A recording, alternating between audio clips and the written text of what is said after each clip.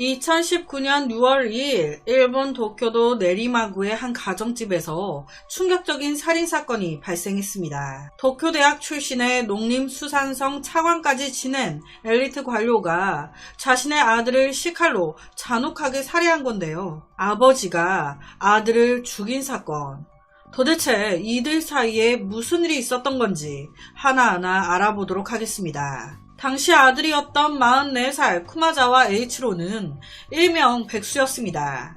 별다르게 직업도 없이 엄마 아빠한테 빌부터 용돈 받으면서 외부의 아파트를 빌려 생활하다가 사건 발생 약 일주일 전 5월 25일 답이 없으니까 본가로 들어와 살고 있었어요. 자취하다가 집에 들어온 이유가 뭐였겠습니까? 사람답게 살고 있지 않으니까 끌려 들어온 건데 본집에 들어와서도 이 아들의 행동은 하나도 변하지 않았습니다. 집에서 내내 게임만 하고 자빠져 있는 거예요. 실제로 자기 트위터에 나 지금까지 단 하루도 안 쉬고 게임하고 있다 자랑하듯이 막 써놨었다고 하니까 죽는 그 순간까지도 자기 방에 게임이 켜져 있었다고 하니까 말 다 한 거죠 뭐. 당시 아들의 용돈은요 꽤 많았습니다. 한 달 용돈이 40만엔 하나로 약 360만원 정도였어요. 이거 어디다 썼을까요? 당연히 몽땅 게임에 쓰죠. 현질. 와, 한 달 용돈이 360만원이었다는 거에 한번 놀래고 이걸 쓸데기 없이 현질로 다 썼다는 거에 또 한번 놀래고 당시 일본 정년 퇴직한 30년 근속 공무원의 연금 수령액이 평균 24만엔이었대요. 외교관까지 거치고 은퇴한 아버지 경우도 연금이 40만엔은 못 넘었습니다. 그런데 이 아들, 뭣도 안 하고 있는 아들이 용돈이 40만엔. 와, 보통 직장인 한 달 월급보다도 더 많이 용돈을 받고 있었던 거죠. 이 아들이 맨 처음부터 이렇게 갈피를 못 잡고 살았던 건 아니었습니다. 아들 쿠마자와 H로 중학교 때까지는 성적이 우수한 모범생이었어요. 그런데 중고등학교 때 심한 왕따를 당한 거예요. 그러면서 성격이 급속도로 어두워지기 시작한 겁니다. 마음의 문을 닫아버린 거죠. 그렇게 고등학교를 졸업하게 되는데 대학에도 떨어졌어. 그래서 애니메이션 학원 그 캐릭터 디자이너 학과에 졸업하게 됩니다. 당시 그의 아버지 쿠마자와 히데아키는 도쿄대학을 졸업한 후에 1967년 농림수산성 농림성에 들어가 경제국장 등을 거쳐 사무차관을 지냈고 이후 체코 대사를 거친 후에 은퇴한 사람이었습니다. 뭐 정확히 이게 뭔지는 모르겠지만 그야말로 엘리트. 그런 그의 아들이 쿠마자와 H로였는데 엄청 아들에 대한 기대가 컸겠죠. 그런데 정부의 고위 관료였던 아버지와는 달리 아들은 아버지의 발톱 때만큼의 기대에도 미치지 못할 정도로 그야말로 그냥 일직선의 인생을 살아온 듯합니다. 사건 당일인 2019년 5월 마지막 날, 이날 인근 초등학교에서 운동회가 있었던 거예요. 나름 초등학교 측에서는 조용히 한다고 했는데 이게 솔직히 조용할 수가 없잖아요. 다들 응원 소리하며 시끄러웠을 거예요. 그렇다 보니 이때 아들이 막 짜증을 낸 거예요. 아이씨 삐삐삐삐 더럽게 시끄럽네 정말. 그러면서 아들이 이 모든 짜증을 함께 있었던 아빠 엄마한테 막 풀기 시작한 거예요. 그러니 아빠 가만히 있겠습니까? 뭐가 시끄럽다고 난리야. 너는 아주 뭐만 하면 아빠 엄마한테 짜증내고 난리더라. 그러면서 아들과 아버지 간에 충돌이 벌어진 겁니다. 아무래도 이 낮에는요 그냥 우야무야 넘어가는 듯 보였어요. 문제는 해가 넘어간 6월 1일 새벽 3시경 또다시 아버지와 아들 간에 갈등이 시작됐는데 이때 이 아들이 선을 넘어버린 거예요. 아들 H로가 에이씨 하면서 아버지를 때려버린 겁니다. 다른 사람한테 맞아도 열이 받는데 아들한테 지금 맞았어요. 이 아빠 히데아키 눈 안 돌겠습니까? 당시 76세였던 히데아키 너무 화가 나서 바로 칼을 들고 아들을 찔러버린 겁니다. 새벽 3시 20분경 이 아들은 아버지가 휘두른 시칼에 복부 2회, 견갑골 아래 등 부위에 1회, 양손과 팔에 여러 방어은을 입은 채 과다출혈로 인한 쇼크사로 사망했습니다. 그 후 아버지는 스스로 경찰에 전화, 자수했어요. 아들의 양손과 양팔에는 방어은이 굉장히 많이 남아 있었습니다. 무차별적으로 칼을 휘두르는 아버지 앞에서 아들이 살려달라고 저항했다는 걸 알 수 있죠. 당시 이 아들은요, 즉사한 게 아니었습니다. 과다출혈이었어요. 즉 여러 차례 흉기에 찔린 후 방치당해 사망했다는 거죠. 아버지가 치명상을 입고 피투성이가 된 채 죽어가는 아들을 방치하면서 구경하다가 아들이 딱 죽자 그제서야 자수했다. 사실 여기까지만 들으면 아버지가 이해가 안 돼요. 아무리 화가 났기로써니 바로 칼을 들고 아들을 찔러? 이 아버지 히데아키는 체포 후 범행 동기에 대해 이렇게 말했습니다. 아들이 히키코모리 성향이다. 집안에서 가족들을 대상으로 폭력을 행사하는 경우가 많았습니다. 아들이 그 전날 낮부터 운동회를 했던 그 초등학생들에게 막 분노를 표출하기 시작하는데 얼마 전 일어났던 가와사키 흉기 난동 사건이 생각나더라고요. 아들이 그 범인처럼 죄 없는 어린 아이들에게 피해를 줄까봐, 상처를 줄까봐 그래서 아들을 찔렀습니다. 솔직히 이렇게 들어도 이해가 잘 안 되죠. 평소 분노가 많았던 아들이 죄 없는 어린 아이들에게 피해를 줄까봐 내가 내 손으로 아들을 찔렀다? 이거는 본인의 생각 아닌가? 그런데요, 아버지가 이렇게까지 생각한 이유가 있었어요. 알고 보니까 이 아들 부모님을 때리고 죄 없는 사람들을 때리고 자기 분노 조절을 못한 게 이번이 처음이 아니었던 겁니다. 이 아들놈이요, 엄마는 만만하다고 생각한 거예요. 무려 중학생 때부터 엄마를 때리기 시작했다는 겁니다. 중학생 때부터 계속 지가 뭔가 짜증만 나면 엄마 주먹으로 때리고 뺨 때리고 이게 말이 됩니까? 거기다 사건 발생 일주일 전에 자취하고 있다가 문제가 생기면서 본집으로 들어왔는데 여기서 부모와의 갈등이 심해졌고 그러면서 다시 개같은 버릇이 나온 거예요. 이제 나이도 더 먹고 덩치도 더 커졌다고 엄마뿐만이 아닌 아빠까지 막 때리기 시작해. 실제 체포 당시 이 아버지의 몸 이곳 저곳에도 많은 멍들이 있었대요.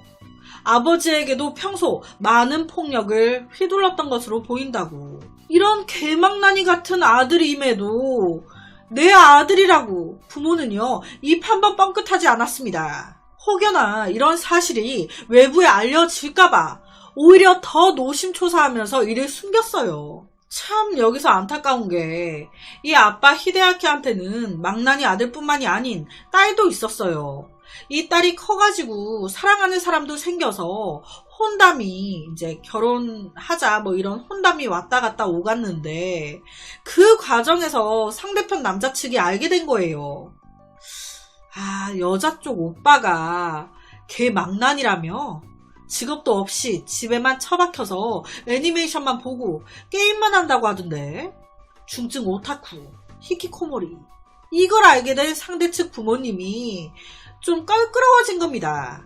저런 집안에 우리 아들 장가 보내도 되는 건가? 아, 좀 싫은데? 그래서 오가던 혼담이 깨진 거예요. 나 너무 이 남자 사랑하는데 집안 분위기가 마음에 들지 않아 결혼 안 된대.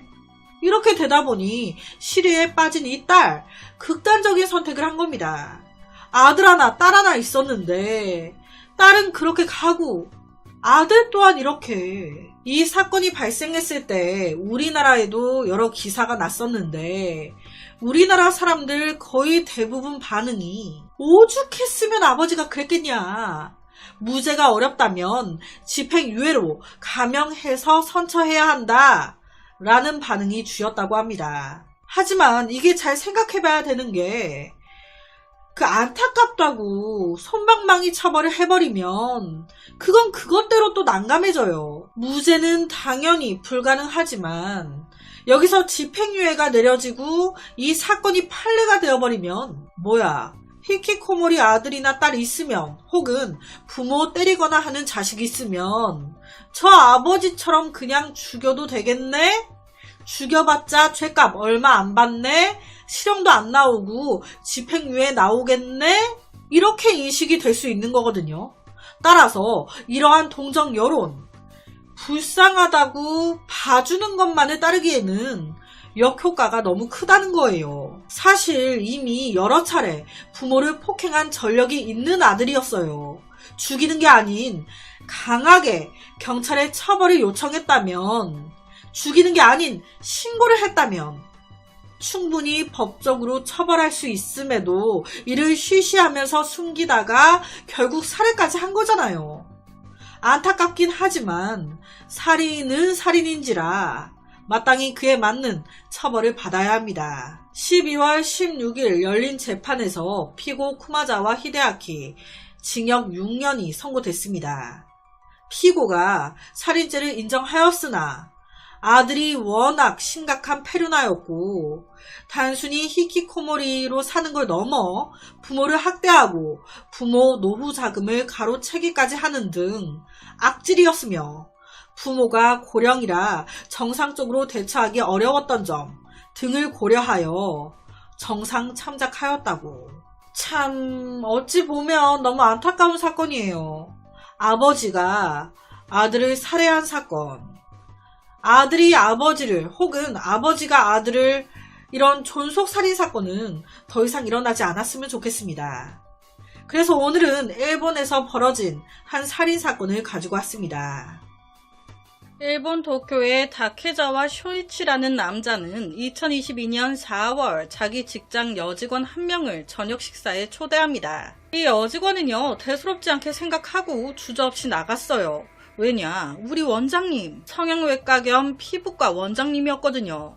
열심히 일하라고 저녁 사주려나 보다. 이 둘은요, 스페인 음식점에서 밥을 먹게 되는데 직장 얘기하면서 하하호호 분위기 너무 좋았죠. 그러다 원장님, 저 잠시 화장실 좀 다녀올게요. 이 여직원이 잠깐 자리를 비우는데 이때 다케자와의 표정이 싹 변합니다. 재빠르게 가방 속에서 무언가를 꺼내더니 여직원이 먹는 음식에 막 섞어요. 수면제였습니다. 그리곤 아무 일도 없었다는 듯 돌아온 여직원을 보면서 하하호호. 아무것도 몰랐던 여직원은 수면제가 든 음식을 먹었고 어떻게 됐겠습니까? 갑자기 몽롱하니 잠이 오네. 약기운에 의식 잃은 여직원을 보자마자 그는요, 씩 웃으면서 자기 집으로 데려갑니다. 그리곤 성폭행하고 동영상 사진까지 찍어요. 그렇게 다음날이 됐습니다. 원장님, 제가 왜 원장님 집에 있어요? 어제 갑자기 픽 쓰러져서 내가 얼마나 놀랬는지 몰라. 어때, 괜찮아? 와, 이 다케자와는요, 능청스럽게 연기하면서 여직원을 택시 태워 기가시킵니다. 문제는 피해자인 이 여직원, 약기운으로 인해 의식이 몽롱했기 때문에 범행을 당했는지조차 모르고 있었다는 거예요. 그러니까 기억이 안 날 정도로, 본인도 모를 정도면 엄청 강한 수면제 등 약을 썼다는 거죠. 이런 그의 파렴치한 범행은 이게 끝이 아닙니다. 이상하게 다케자와 원장님과 밥을 먹은 이후로 내가 몸이 안 좋아. 그러니까 이걸 눈치챈 다케자와가 어느 날 병원에서 그러는 거예요. 너 몸이 안 좋아? 내가 피로 좀 회복되는 괜찮아지는 약 링거 하나 놔줄게. 누워봐. 병원에서 일하는 게 별거 있냐? 이런 게 좋은 거지. 얼른 누워봐. 자, 진짜 회복되는 링거를 놔줬을까요? 말은 이렇게 해놓고 또 마취제를. 아무것도 모르고 팔을 내밀었던 그녀는 또 곧바로 의식을 잃었고, 이 새끼 그 상태에서 또 그녀를 성폭행, 또 영상 촬영을 합니다. 또라이예요.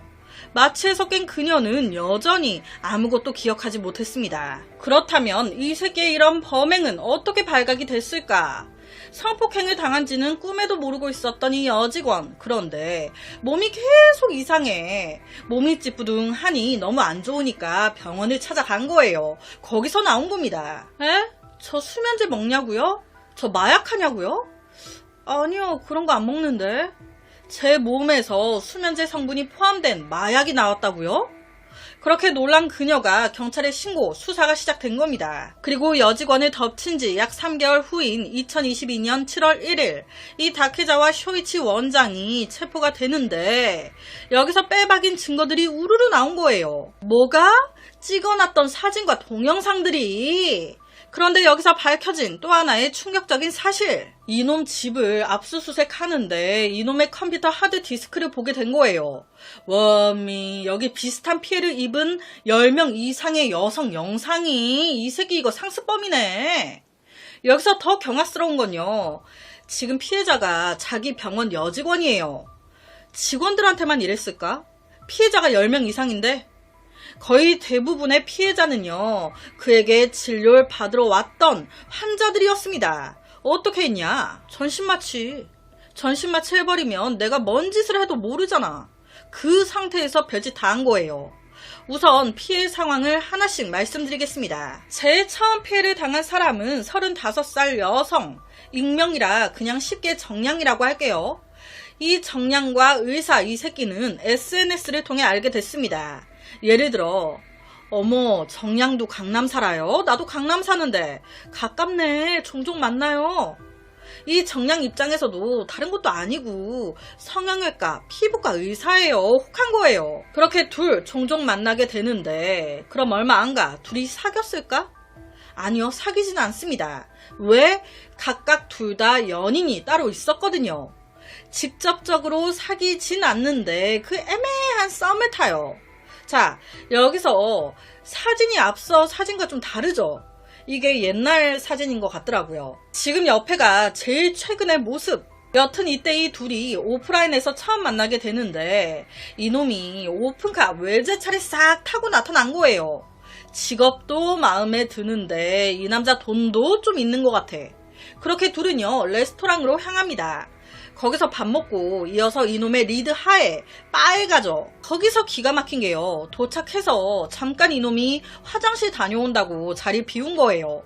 그런데 실제로 그 바 직원이요, 이 정량한테 그랬대요. 조심해요, 저 남자 여자 많아. 여기 당신 말고 다른 여자들 많이 자주 데리고 왔었어요. 와, 조심하라고. 이걸 들었을 때 정량 무슨 생각이 들었겠습니까? 와, 이 새끼 바람둥이구나. 그런데 정량 자체도 남자친구가 따로 있었단 말이에요. 그냥 얘도 엔조이야. 그래서 크게 막 신경을 쓰지 않았다고 해요. 나 어차피 취할 때까지 먹는 성격도 아니거든. 이놈 목적이 나랑 자는 거일 텐데 절대 쉽게 안 되지. 그런데 웬걸, 정신 차려보니까 차 아니네. 그리고 다시 정신 차려보니까 내가 속옷만 입고 어느 침대 위에 누워있어. 놀래서 이때 몸을 움직이려고 했었대요. 그런데 몸이 안 움직여. 몸은 굳은 듯 안 움직이지, 정신은 어느 정도 깨있지. 이 상태로 이 새끼한테 여러 번 성폭행을 당한 겁니다. 실제 인터뷰 내용에 따르면 온 몸이 키스마크였대요. 이게 무슨 상황이었겠어요. 바에서 정량이 잠시 자리를 비웠을 때 이놈이 정량 먹는 술에 약을 탄 겁니다. 그렇게 정신 잃게 만들어가지고 차를 타고 숙소로 이동. 이 과정에서 잠깐 이제 약 기운이 이제 깼는데 다시 의식을 잃은 거예요. 그러다 숙소에서 성폭행 당하는 과정에서 정신만 완전히 깨버린 겁니다. 그렇게 다음날 아침이 됐어요. 이놈은요, 정량한테 무언가를 건넵니다. 이거 마셔. 이때 그가 건넨 건 뭐 정확하진 않은데 그 몸속에 이제 그런 그 약기운, 약 그런 흔적을 좀 없애거나 뭐 임신 안 되게 하는 피 뭐 약간 뭐 그런 게 있나 봐요. 뭐 그런 거였대요.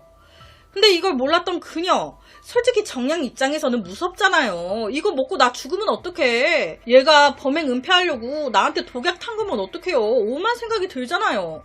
그러니까 먹는 척만 하고 나오자마자 바로 병원에 가서 약을 처방받습니다. 그렇다면 지금 정량이 당했어요. 경찰에 신고해야지. 그런데 이때 정량 신고하지 않습니다.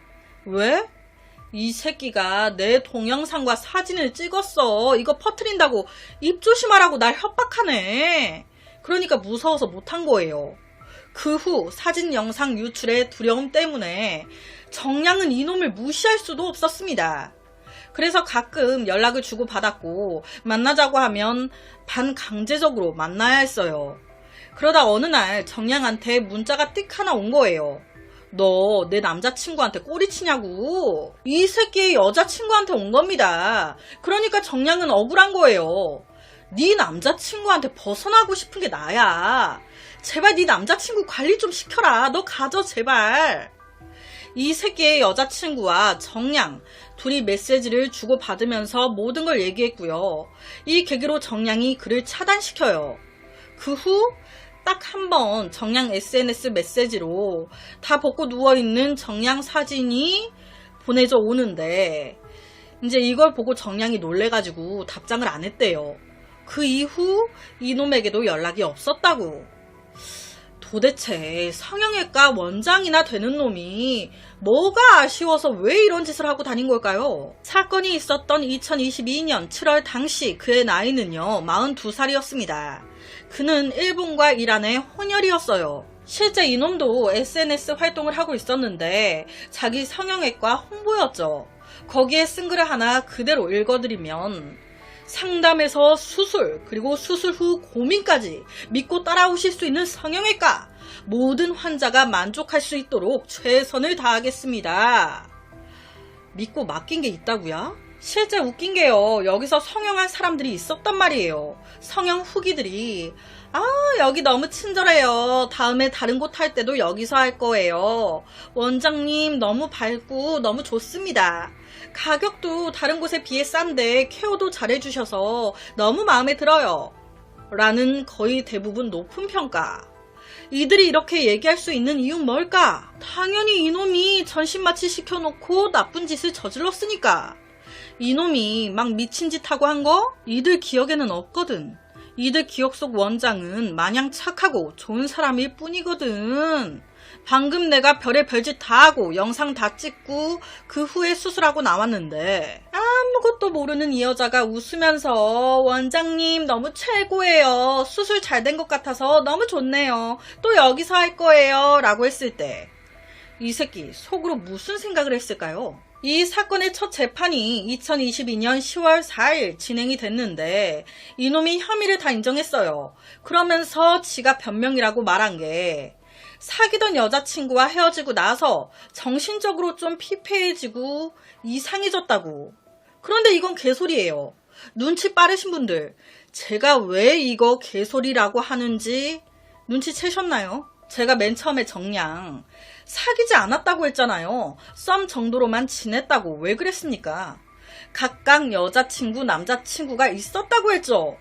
사귀고 있을 때부터 이 짓 해놓고 무슨 헤어지고 나서 힘들어서 그랬다고 뭐 말도 안 되는 끝까지 거짓말인 거예요. 그 이후 2차 재판이 진행되는데 이게 진행이 됐는데 제가 결과를 못 찾은 건지 2022년 10월 첫 번째 재판했잖아요. 이제 그 이후에 두 번째 재판까지는 또 기간이 꽤 걸리죠. 그러니까 아직까지 두 번째 재판이 진행이 안 된 건지 아무리 검색을 해봐도 안 나오더라고요. 이 사건에 대한 것만 있고 대략적으로는 1년 이상 20년 이하로 나올 것 같다고도 하고 일본은 약물을 먹여서 하는 성범죄와 폭행을 같은 수준으로 본대요. 그렇다 보니 폭행 형량과 같은 1년에서 10년 이하가 나올 수도 있을 것 같다고 하더라고요. 그런데 개인적으로 10년 이하는 너무 약하지 않나. 피해자가 몇 명인데. 그런데 이게요. 일본에서만 일어난 일일까요? 놀랍게도 더 징하면 징했지 우리나라도 가관입니다. 실제 우리나라 기사예요. 서울에서 똑같은 사건이 있었습니다. 간호사들, 환자들 마취제 나가지고 성폭행하고 동영상 촬영하고 요새 수술실에 카메라 설치한다고 하지만 사실상 그 동의서를 얻는 것도 그렇고 동의서를 얻어 찍어놔도 그걸 열람하려면 수술에 참여한 모든 이의 동의가 있어야 된대요. 그렇다 보니 열람하는 것조차 쉽지가 않다는 거예요. 여기에 영상 보관 기간도 30일에 불과해 증거 수집이나 증명이 어렵다고. 그나마 이 법이 전보다 좀 더 강화가 돼서 의료인이 모든 법령 위반으로 금고 이상의 형을 선고받으면 의사 면허가 취소되게 이제 됐다곤 하는데, 어쨌든 이런 사건 우리나라도 있었다는 거. 그래서 오늘은 2022년 일본 성형외과 피부과 원장이 벌인 최악의 범죄 사건을 가지고 왔습니다. 2010년 5월 5일 오전 9시 50분경 이날 일본 시즈오카현의 한 주택을 청소부 몇 명이 달라붙어 깨끗하게 청소하고 있었습니다. 이 주택이요, 주인이 없었어요. 이게 무슨 말이냐? 전 집주인이 빚을 못 갚아가지고 집이 경매로 넘어갔어. 그 집을 청소한 거예요. 각각 분담해서 청소를 시작하는데 이때 청소부 중 한 명이 지하창고 청소를 담당. 쓸고 닦고 하다 저 구석에 큰 상자 하나가 눈에 들어옵니다. 딱 봐도 좀 크고 무거워. 청소부였다 보니 이게 쓰레기면 버려야 될 거 아니에요. 안에 뭐가 있는지 확인을 좀 해봐야겠어. 그래서 가위로 이 상자를 다 잘라요. 안에 뭐였겠습니까? 여자의 시신이었습니다. 놀란 청소부는 바로 경찰에 신고해요. 이 피해자의 신원은 지문으로 바로 확인됩니다. 피해자는 25살이었던 쿠마츠 유코. 이 신원이 빨리 확인될 수 있었던 이유는요, 이 여자 3개월 전 이미 실종 신고가 돼 있던 여자였거든요. 안타깝게도 죽은 채 발견됐어요. 누가 이렇게 만들었냐. 자연스럽게 1순위 용의자는 이 집의 전주인 43세 쿠아타 카즈야로 좁혀집니다. 그런데 여기서 놀라운 건요, 카즈야가 용의선상에 오르니까 체포해야 될 거 아니에요. 봤더니 이놈 알아서 자기가 경찰서로 기어 들어가 있어. 이놈이 약 한 달 전인 4월 12일 일당들과 해가지고 60대 여자를 등쳐먹은 거예요. 차기로 등쳐먹어가지고 걸렸어. 그래서 이미 한 달 전부터 감옥에 있었던 겁니다. 시신이 발견된 집은요, 그가 구속된 후 빚을 갚지 못해 강제 경매에 붙여진 상황이었어요. 아, 지가 알아서 기어 들어가 있네? 5월 8일 경찰은 그를 살인과 시신 유기 혐의로 체포합니다. 이렇게 쉽게 사건이 해결되나 했는데 이 사건은 그렇게 간단하지 않습니다. 사건이 알려지면서 일본의 주요 매스컴에서 이를 앞다투어 보도하기 시작한 거예요. 그런데 이 뉴스를 본 한 중년 여성이 막 화들짝 놀래. 저 새끼 저거 우리 딸과 사귀었던 앤데? 그런데 여기서 문제는 우리 딸도 실종 상태인데. 놀란 엄마는 바로 경찰에 이를 알렸습니다. 경찰은요, 뭐야, 그럼 이 새끼 여자를 1명 죽인 게 아닌 2명 죽인 거야? 피해자가 더 있다고? 또 한 명의 피해자 이름은 22살이었던 히비노 카오리. 카오리는 실종된 지 좀 더 오래된 상태였어요. 몇 년 동안 그녀의 부모님은요, 딸을 찾는 걸 한 번도 포기하지 않았습니다. 하지만 신고를 해도 별로 뭐가 없고 본인들이 조사한다고 해도 모르겠어. 그런 상태에서 뉴스를 보게 된 거예요. 경찰은요, 카오리의 실종 역시 이놈의 살인으로 봤습니다. 그래서 강도 높게 신문을 시작하는데 이 범인 카즈야 왈, 자기는 모른다는 거예요. 카오리를 난 죽이지 않았다. 그녀의 실종에 대해서 아는 것이 없다. 거기에 플러스로 집에서 발견된 시신 쿠마츠 유코, 이 시신 역시도 처음에는 자백을 했어요. 자기가 죽였다고. 그런데 갑자기 번복합니다. 유코 역시도 내가 죽이지 않았다. 증거 있냐? 내 집에서 나왔다고 다 내가 죽인 거야? 와, 경찰은요 진짜 난감했어요. 중요한 카오리의 시신부터 찾아야 된다. 그래서 제일 먼저 범인인 카즈야와 그리고 실종자인 카오리의 통신 기록이나 은행 계좌부터 모두 확인에 들어가요. 그런데 보니까 좀 이상해. 5년 전 실종된 카오리의 계좌에서 총액 2천만엔 하나로 1억에 해당하는 큰 돈이 빠져나간 게 확인된 거예요. 이 큰 돈이 다 빠져나간 이후 더 이상 이 통장엔 돈이 들어온다거나 더 나간 게 없었습니다. 그런데 여기서 더 이상한 게 이 비슷한 시기 범인인 카즈야의 계좌는 1억 상당의 큰 돈이 입금이 됐네.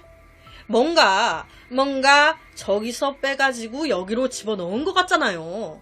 경찰은요 약 3개월 동안 카즈야를 막 쪼기 시작합니다. 네가 죽였잖아. 자백해. 결국 죄송합니다. 자백해요. 그리고 2010년 8월 12일 그는 경찰을 이끌고 한 외진 공터로 향합니다. 거기에 큰 양동이 통이 하나 있는데 그 안에서 비닐로 꽁꽁 쌓여진 실종자 히비노 카오리의 시신이 발견됐어요. 자, 이 사건이 어떻게 된 사건이냐 아주 기가 막힙니다. 2010년 5월에 시신 발견됐거든요. 그런데 사건은 10년 전인 2000년대로 돌아가요. 2000년 12월 이때 카즈야가 시즈오카현에 집을 하나 산 거예요. 거기서 아내와 세 자식들과 함께 새로운 삶을 시작합니다. 당시 그는 사업을 하고 있었어요. 그것도 너무 잘 돼. 돈도 잘 벌어. 가족 분위기도 너무 좋아. 뭐 문제될 게 하나도 없었습니다. 그런데 2년 더 지난 2002년도에 이 카즈야의 인생이 점점 바뀌기 시작해요. 사업도 잘 돼, 돈을 잘 버니 이놈의 남편이 쓸데없는 짓거리 하기 시작해. 술집에 가서 여자 끼고 놀다가 당시 22살이었던 히비노 카오리를 만난 겁니다. 술집에서 일하니 얼마나 성격이 애교졌겠습니까. 어머 오빵! 카오리의 미모와 매력이 그를 사로잡았습니다. 둘은 한동안 연락을 주고받은 후에 내연 관계로까지 가요. 여기서 카오리는 카즈야가 아내가 있고 자식까지 있다는 거 알고 있었습니다. 하지만 내 알바야? 이 남자 날 사랑한다는데?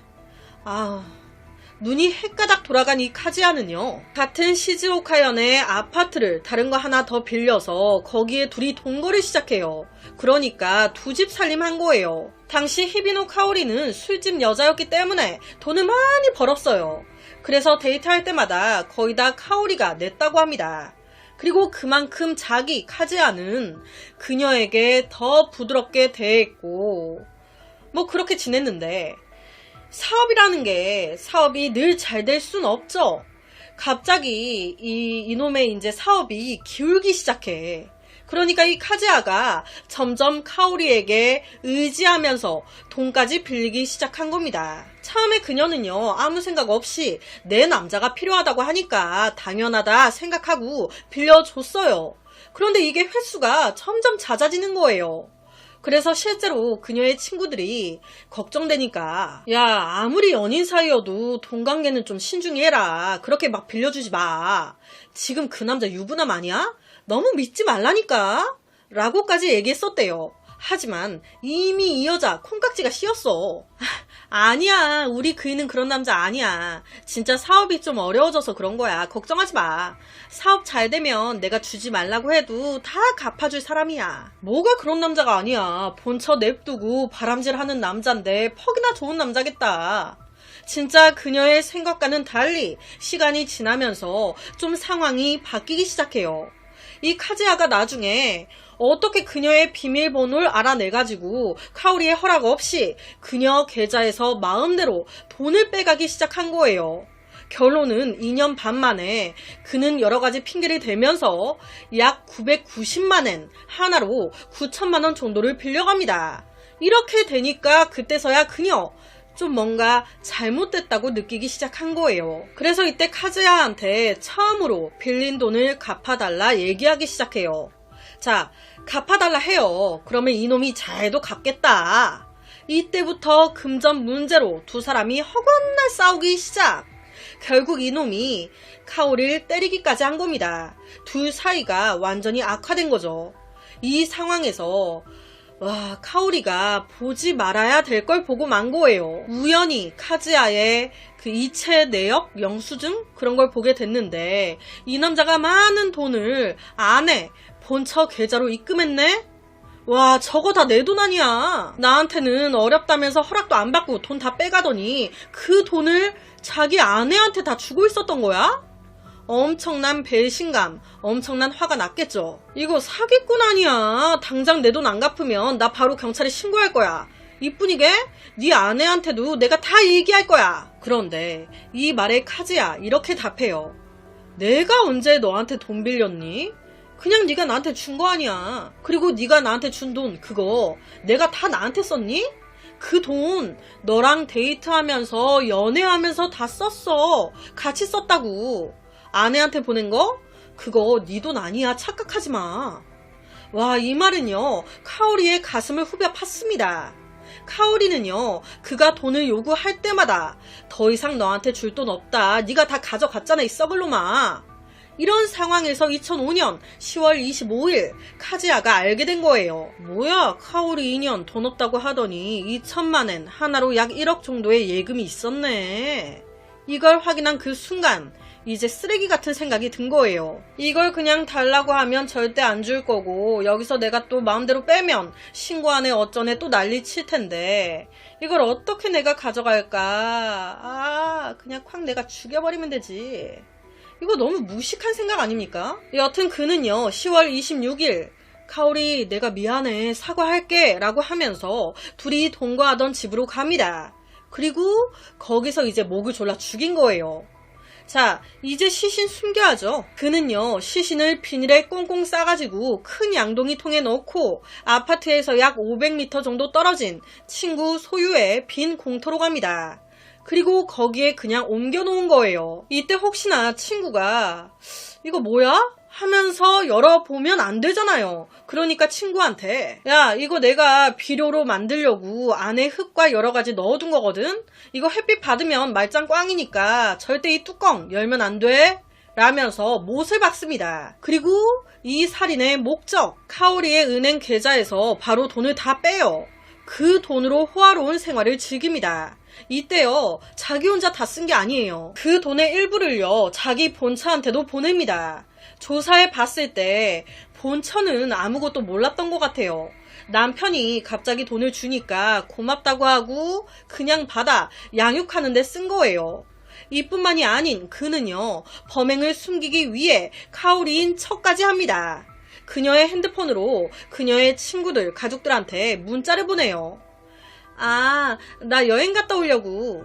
살아있는 것처럼. 이때 카오리의 엄마가 문자를 받고 딸한테 바로 전화를 했었대요. 그런데 딸이 전화를 안 받아. 그 이후로도 계속. 당연히 걱정 안 할 수가 없죠.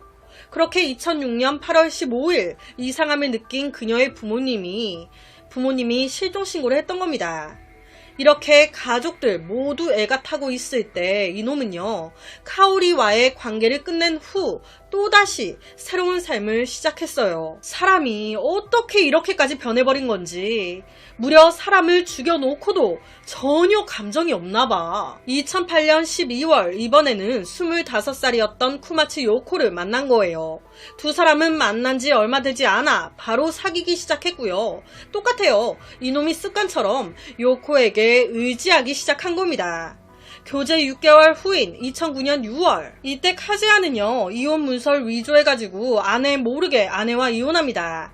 약간 보여주기 식이었던 것 같아요. 봐라, 나 본처랑 이혼했다. 나 정식 네 남자다. 그러니까 날 믿어라. 뭐 이런 느낌? 그리고 같은 해 10월 이 유코와 혼인신고를 해요. 사실 당시 유코 역시도 자식이 2명 있었어요. 이제 당신 자식들도 다 내 자식들이야. 이놈은요, 앞서 살해당한 카오리에게서 뺏은 돈 있죠. 그 돈을 사용해서 또 시즈오카현의 아파트를 빌려요. 거기서 이제 유코와 또 살림을 시작합니다. 처음에 그들의 삶은요, 순조로운 듯 보였어요. 놀라운 건 앞서 이혼 위조했잖아요. 아내의 사인을 자기가 이제 위조해가지고 한 거란 말이에요. 아내 몰래. 이때도 유코 모르게 이중살림을 하고 있었다는 겁니다. 본처는 아무것도 몰랐대요. 이게 어떻게 가능했던 건지는 저도 잘 모르겠어요. 거짓말 살살 쳐가면서 가지고 논 거죠. 얼마나 연기를 잘했는지 그 누구도 그의 이중생활을 의심하지 못했다고. 똑같습니다. 이 유코와의 결혼 생활도 돈 때문에 삐걱거리기 시작해요.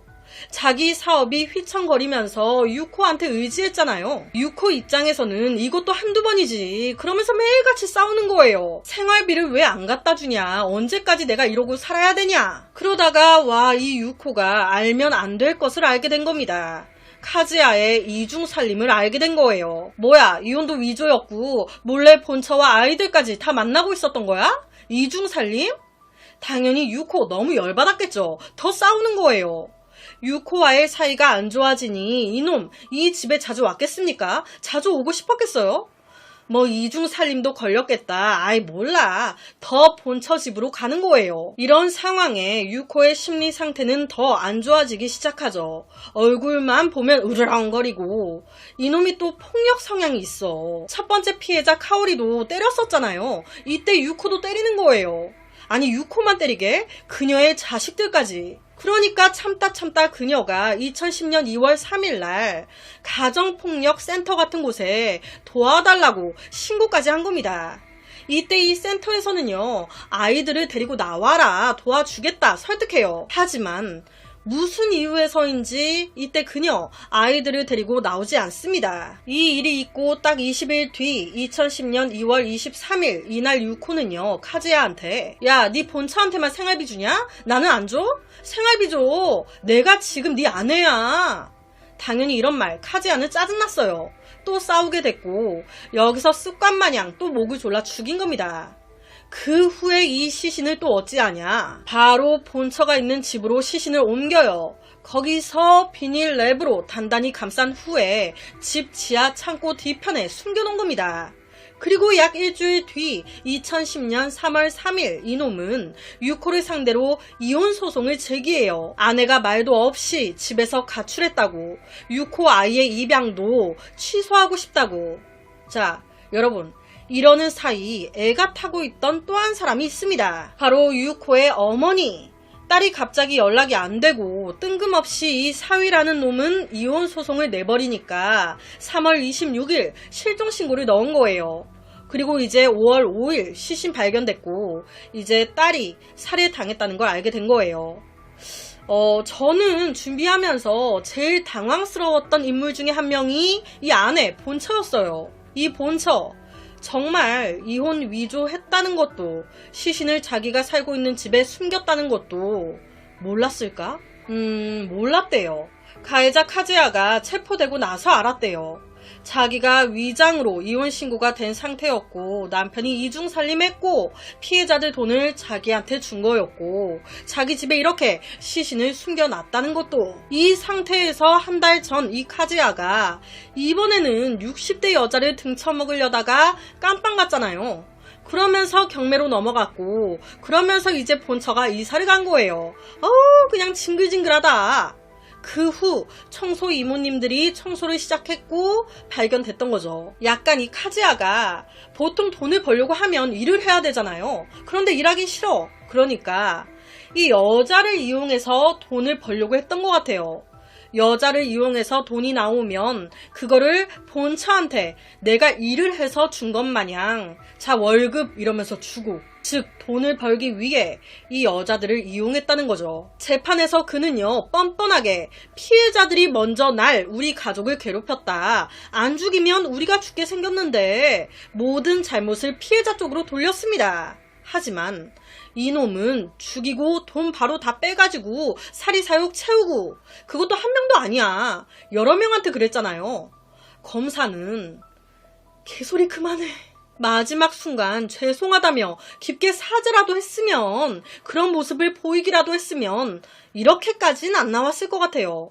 마지막까지 뻔뻔한 모습을 보이니 봐주면 되겠습니까? 카즈야 사형 땅땅땅. 안타깝게도 아직까지 집행은 안 돼서 감옥에 있대요. 사건에 대한 대중의 기억은 점차 희미해지고 있습니다. 하지만 피해자 가족들에게 이 사건은 시간이 갈수록 더 뾰족하고 비수가 돼서 어제 일어난 것처럼 머릿속에 가슴 쪽에 꽂히고 있죠. 그래서 오늘은 약간 제비 같기도 한, 여자로 돈을 벌어 본처에게 주고 있었던 이 무슨 신선한 미친놈이지? 싶은 사건을 가지고 왔습니다.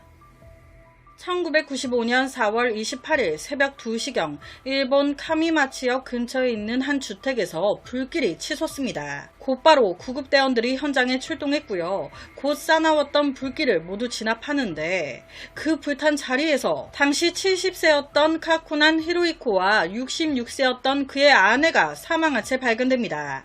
이 시신 상태가요 엄청 끔찍했어요. 왜냐? 머리가 없었거든요. 두 시신 다 머리 없이 몸통과 팔, 다리만 있는 상태. 특히나 이 남편의 배에는요 부엌칼과 피켈까지 박혀 있었습니다. 여기서 피켈, 제가 이제 찾아보니까 우리나라 말로 곡괭이래요. 이렇게 생긴 이게 칼과 함께 배에 꽂혀 있었던 거예요.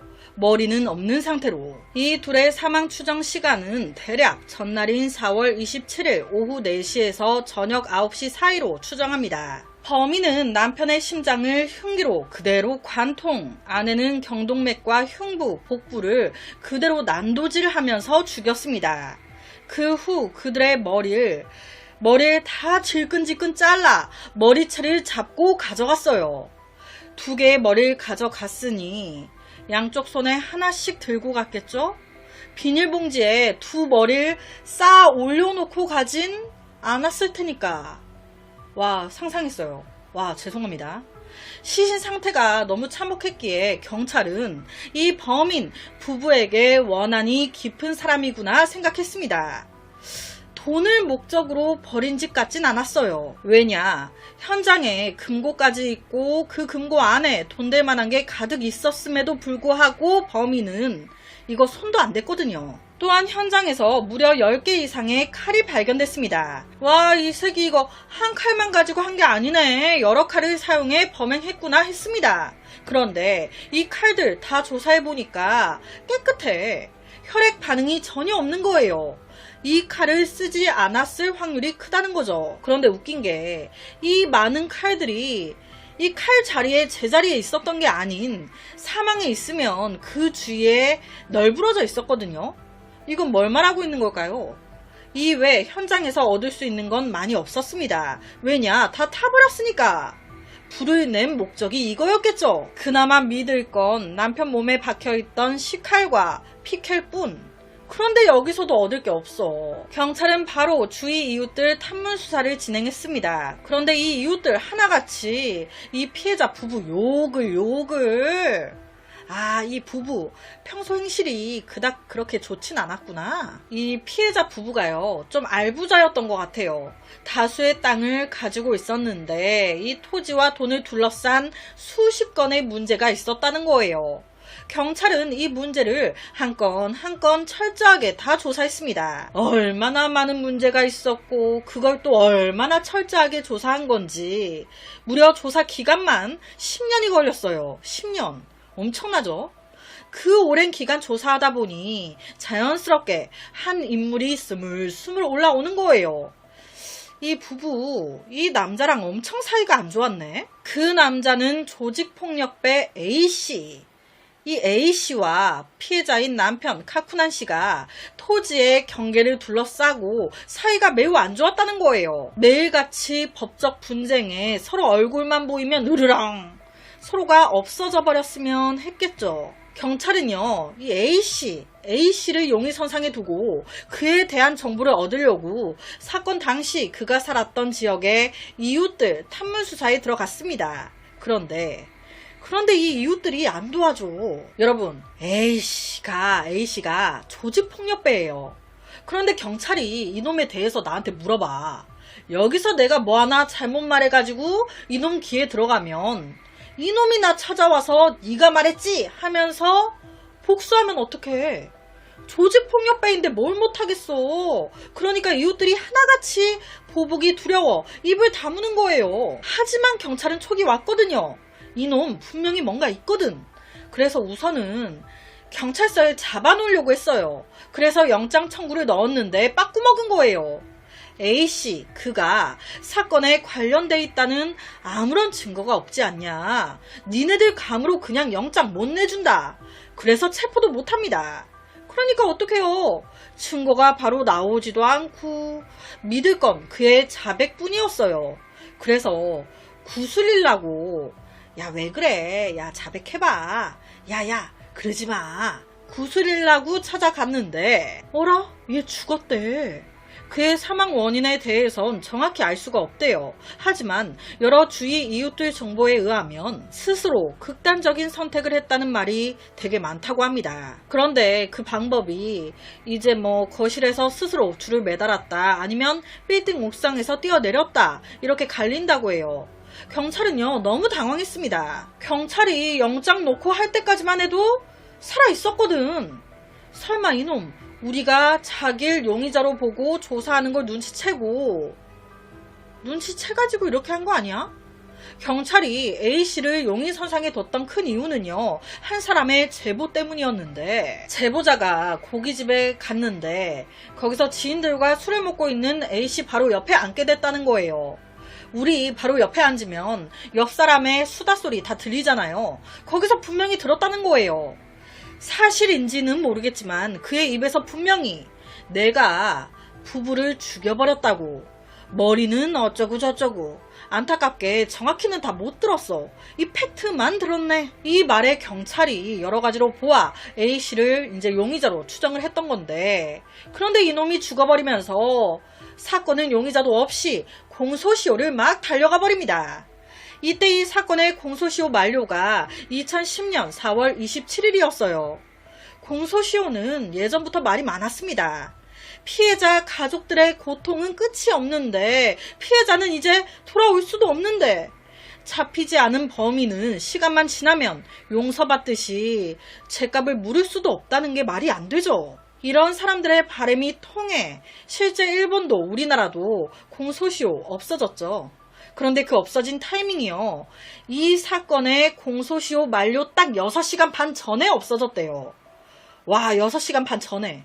기가 막히죠? 이 이후에 이 사건의 수사는 계속됐습니다. 하지만 더 이상의 정보는 들어오지 않았어요. 사건이 발생한 후 투입된 인원만 약 15만 명.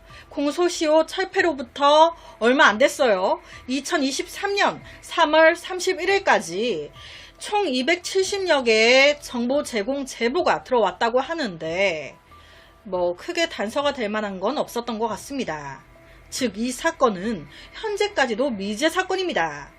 와, 몸이지 진짜. 미제 사건, 결론 안 난 거 하지 말라니까 또 미제 사건을 했네. 죄송합니다.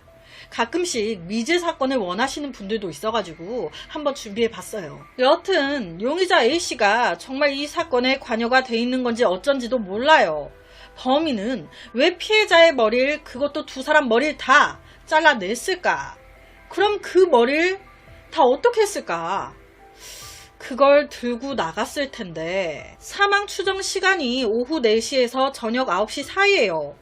그렇게 사람이 길거리에 없을 시간도 아닌데 왜 목격자는 없는 걸까? 집에 흩뿌러져 있었던 여러 칼들은 뭘 말하고 있는 걸까요? 처음에 경찰은요, 신원을 못 알아내게 하려고 머리를 잘라갔을까 했어요. 그런데 신원을 확인 못하게 하려면 짐은 손을 잘라냈겠죠. 손도 같이 잘라냈겠지. 그리고 버젓이 이들의 집 안에서 죽였어요. 이런 상황에서 굳이 신원을 숨기려고 머리를 잘라갔을까? 손은 그대로 냅두고? 이상했던 겁니다. 그렇다면 왜 머리를 잘라갔을까? 실제 홋카이도에서 비슷한 사건이 있었어요. 살해 후에 범인이 머리를 잘라가는 이놈은요, 상당한 원한에 의해서 죽이고 머리를 잘라 그 머리와 막 셀카를 찍고요, 자신의 무슨 전리품처럼 딱 보이게 전시까지 해놨었거든요. 아주 역겨운 놈이죠. 이놈도 원한에 머리를 잘라간 걸까? 이놈은 그 머리 2개를 머리채를 잡고 딱 들고 나가서 어디다가 묻었나? 2024년 현재까지도 이 사건 수사가 되고 있대요. 그런데 뭐 별다른 진전은 없는 것 같습니다. 흉기로 공격하고 머리까지 잘라냈어요. 그렇다면 이 범인 자기한테도 상당히 많은 피가 튀었을 거거든요. 저는 이 생각도 했어요. 아니, 칼들이 막 흩뿌러져 있었잖아요. 범인이 한 명이 아닌 거예요. 여러 명인 거지. 그러니까 잘린 머리도 한 명씩 들은 거지. 비닐봉지에 넣어가지고. 공처럼. 그러니까 그거 가지고 나가도 사람들이 모르는 거지. 여러 명. 여러분 생각에는 이 범인 무슨 생각으로 머리를 가져갔으며 머리를 어떻게 했을 것 같나요? 정말 A씨가 죽인 걸까요? 혹시 A씨가 죽인 건 맞아. 그런데 A씨도 지시를 받았던 거지. 조직 폭력배였잖아요. 그러니까 뭔가 경찰이 수사를 하면서 A씨 쪽으로 이제 수사망을 좁혀오니까 예를 들어 조직폭력배 살인 지시를 내렸던 대빵이 야, 경찰이 어느 정도 눈치챘네? A씨가 잡히면 우리 조직이 한 것도 그대로 들통나는데 야, 안 된다. 그러니까 쟤도 죽여. 해서 조직폭력배가 A씨도 죽이고 극단적인 선택으로 꾸민 거 아닌가. 그러니까 이 모든 게 조직폭력배의 큰 그림이 아닐까. 개인적인 신빙성 1도 없는 제 생각입니다. 뭐 잘 모르겠네요. 그래서 오늘은 실제 일본에서 발생했었던 현재까지도 수사 중이라는 일본의 한 부부 이제 살인 미제 사건을 가지고 왔습니다. 일본 시가현 모리야마시 경찰은 2018년 3월 다급한 신고 전화 한 통을 받습니다. 노스가와의 하천 부지에서 양손, 양발, 머리가 없는 몸통만 있는 시신이 발견됐다고. 경찰이 출동했을 때 이 시신은 강바닥에 묻혀 흙으로 덮여져 있었는데 냄새가 말도 못해. 실제 부패가 심해가지고 사람인지도 몰랐대요. 지나가는 사람들 모두 그냥 그 죽은 동물 시체인 줄 알았다고. 확인 결과 사람이었죠. 경찰은 이 몸에서는 어떠한 증거, 단서도 확인할 수 없었기에 사건 현장 주변의 모든 CCTV 다 확인해요. 그 결과 이상한 행동을 하는 한 여자를 발견합니다. 사람 팔, 다리, 머리까지 절단하고 몸통만 하천 부지에 내다 버린 사건. 이 사건은 잔혹한 만큼 일본 내에서 엄청 화제가 됐어요. 하지만 의외로 판사는 이 범인에게 비교적 가벼운 형을 선고합니다. 도대체 무슨 사연이 있는 걸까? 사건이 일어난 일본 시가현 모리야마시는 교토? 열차 타고 한 30분이면 도착할 수 있는 곳이기에 교토로 출퇴근하는 사람들이 선택하는 거주지가 됐습니다. 약간 서울 집값이 비싸니까 경기도로 몰리는 것 마냥. 그래서 현재 8만 명 이상이 살고 있는데요. 이곳에서 살인사건이 벌어진 거예요. 오늘 사건의 주요 인물 31살이었던 외동딸 아카리 가명입니다. 그리고 그녀의 엄마 58세였던 타이코, 그리고 아빠 58세였던 야마다입니다. 아카리의 가정 환경은요, 좋지 못했어요. 우선 이 아버지 일 때문에 기숙사 생활을 했다 보니 자연스럽게 그녀는 어렸을 때부터 엄마와 단 둘이 살았습니다. 사실상 이 부모님이 별거 중이었어요. 여기서 이 엄마는 내 딸이 의사가 되길 바랬어요. 이에 대해 딸 아카리도 동의했죠. 그래서 초등학생 때부터 이 둘은 의대를 목표로 공부하기 시작합니다. 과외하며 학원하며 엄마가 다 다니게 하고 이에 부응하듯 아카리 초등학교 때 성적이 매우 좋았어요. 그러니까 더더욱이 엄마 기대가 됐겠죠. 우리 딸 이대로 하면은 의대 갈 수 있을 것 같아. 그런데 중학교에 딱 올라가면서부터 성적이 삐걱거리기 시작합니다. 성적이 3등 밖으로 떨어지기 시작하는 거예요. 의대 가려면 더 올라가야 되는데 거기다 고등학교 때는 3등이 뭐예요? 10등 밖으로 떨어집니다. 와, 이거 이러면 안 되는데? 엄마 플러스 아카리 본인 또한 나름 한다고 해도 안 되니까 당황을 하기 시작해요. 하다 결국 고3 때 아카리, 나는 공부를 그렇게 잘하는 사람이 아니구나, 머리가 막 엄청 좋진 않구나 라고 스스로를 받아들여요. 그래서 아카리가 먼저 의사가 되겠다는 마음을 조금 내려놓습니다. 하지만 이 엄마는 달랐어요. 왜 포기해? 안 되는 게 어딨어. 지금이라도 공부하면 충분히 의대 갈 수 있어. 그렇게 2005년 국립의과대학에 딱 넣어요. 그런데 됐겠습니까? 그럼 이 사건 안 다뤘지. 떨어집니다. 엄마는요, 이 상황을 받아들일 수가 없었어요. 아카리도 스트레스가 심했지만 이 엄마도 심했습니다. 다만 다른 점이라면 아카리는 이 스트레스를 풀 데가 없었어요. 하지만 이 엄마는 풀 데가 있었죠. 누구한테? 내 딸 아카리한테 그대로 푸는 거예요. 왜 떨어진 건데? 너 공부 제대로 한 거 맞아? 때리고 욕하고 학대하고. 이 사실을 받아들일 수 없었던 엄마는요, 친척들한테 우리 딸 국립보건의학부에 붙었지 뭐야? 거짓말을 합니다. 이에 대해 당연히 딸한테 말하죠. 야, 입 맞춰라. 이때부터 어머니의 압력 아래 그녀는 9년 동안 재시험 생활을 시작합니다. 재수.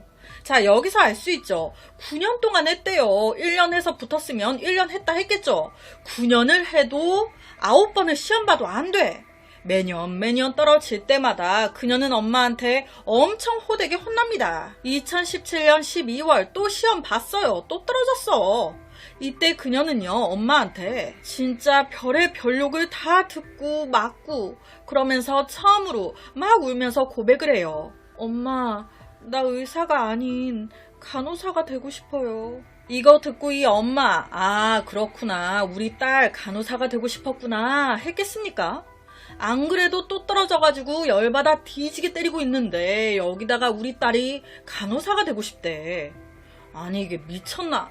이 말이 엄마 타이코를 더 화나게 만든 거예요. 간호사? 네가 감히 엄마를, 우리 가족을 이렇게 배신해? 이 생각에 처벌이, 학대가 더 심해집니다. 이때 아카리한테 각서까지 쓰게 해요.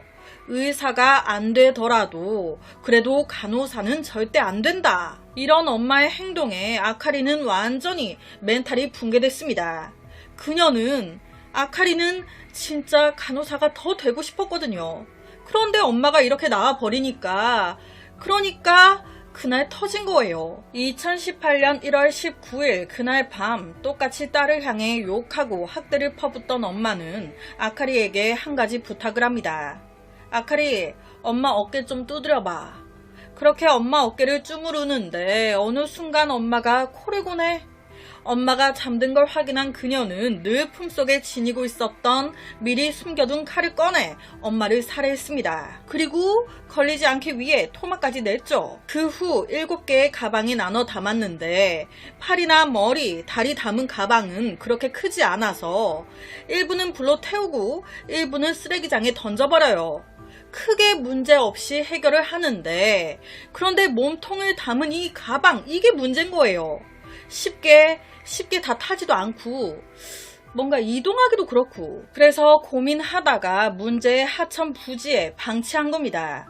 그렇게 집에 딱 왔어요. 처음엔 손발이 좀 후들후들 거렸겠죠. 걸릴까봐 조바심이 났죠. 하지만 하루가 지나고 이틀이 지나고 일주일이 지나도 아무 말이 없어. 조용해. 그때서야 그녀는 안도를 하면서 편히 잠을 잘 수 있었습니다. 그녀는요, 엄마 핸드폰으로 엄마 친구들에게 온 메시지에 다 답장합니다. 마치 엄마가 살아있는 것처럼. 그녀는요, 너무 신이 났어요. 이제 더 이상 날 압박하고 귀찮게 할 사람 없으니까. 평화로운 생활을 이어가던 그녀, 약 2달 가까이 됐을 때 그때 딱 걸린 거예요. 자, 여기까지만 들으면 뭐야, 엄마가 의사 되기 싫은데 의사 되라 했다고? 그게 열받아서 죽였다는 거야? 엄마가 뭘 어떻게 했는데 저래? 라는 생각 드실 분들 있으실 것 같아요. 재판장에서 아카리는 31년 만에 자신이 어떤 일을 당해왔는지 모든 걸 폭로했습니다. 우선 엄마는 딸이 의사가 됐으면 좋겠다라는 생각에 위치 추적은 기본이었어요. 매일 시간 다 감시해. 학원 과외를 또 그렇게 보냈어요. 그러면 나이가 어리니까 학원 끝나고 친구들과 수다도 떨고 할 수 있잖아요. 그런데 이게 허용이 안 되는 거예요. 학원 끝나면 바로 집으로 와야지. 너 지금 뭐 하는 거야? 친구는 다 쓸데없는 거라고 엄마가 몇 번을 말해. 집에 와서 공부를 해야지. 이게 미쳤나? 혹은 너 지금 학원 끝났을 시간인데 그 화장품 가게 앞에서 뭐 하는 거야? 한창 예민한 사춘기 시절 또한 이런 생활이었어요. 문제를 풀지 못하면 아카리는 잠도 잘 수 없었습니다. 100점 안 맞으면 한밤중에도 깨워 맞아야 했어요. 이런 그녀에게 엄마가 핸드폰을 줬겠습니까? 핸드폰 압수, 허락을 맡아야 쓸 수 있었어요.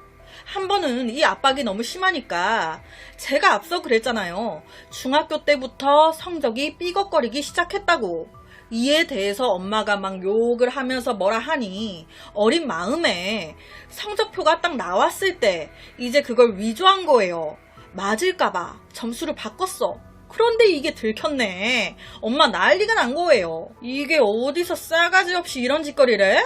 야, 꿇어. 당장 꿇으라고. 엄마는요, 교복 치마를 입은 그녀에게 꿇으라고 명령하고 치마 올려 무릎 꿇고 있는 딸의 허벅지에 뜨거운 물을 부어버립니다. 얼마나 고통스러워요. 막 울면서 소리 지르니 엄마가 말합니다. 다음 시험에선 무조건 만점 받아와. 못 받으면 또 이렇게 괴롭게 될 거야.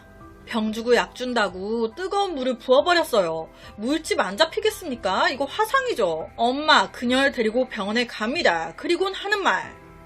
아유, 선생님, 저희 딸이 덤벙대다 보니 혼자 놀다가 실수로 뜨거운 물에 데였지 뭐예요. 이 말을 하는 엄마를 보면서 정말 소름이 돋았겠죠. 고등학교에 가면 공부가 더 어려워지죠.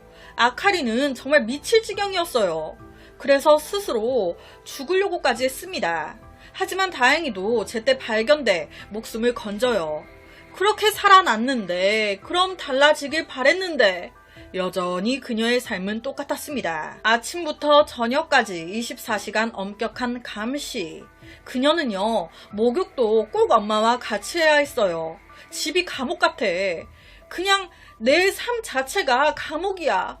한 번은 아카리 엄마 몰래 핸드폰 하다가 걸린 거예요. 엄마 허락 없이 썼어.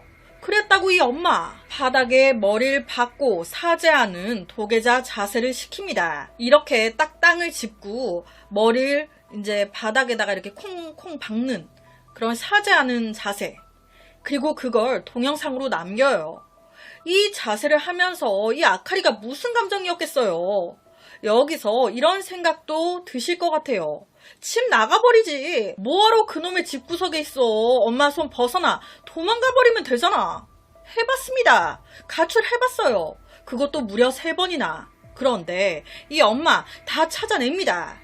경찰에 신고하고요. 그것도 모자라 개인 탐정까지 사가지고 흥신소 찾아냈대요. 결국 다시 집으로 돌아오게 되는 거예요. 와, 무슨 방법을 써도 엄마 손아귀에서 벗어날 수 없구나. 그렇다면 한 가지 또 궁금한 점이 생깁니다. 이 엄마는 왜 이렇게까지 의사를 고집했던 걸까?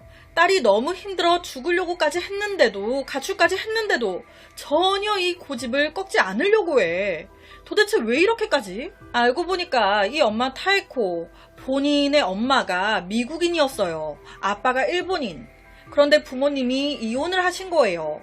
그러면서 엄마가 미군 기지에서 치과 의사로 일하던 미국인과 재혼을 한 겁니다. 그러면서 미국으로 이민을 간 거예요. 즉 어릴 때 이 엄마 타에코 미국에서 잠깐 살았어요. 그러다 일본으로 돌아와 직업 학교를 다녔는데 거기서 이제 아빠를 만났고 딸 아카리를 낳게 됐던 거예요. 타에코는 고졸이었습니다.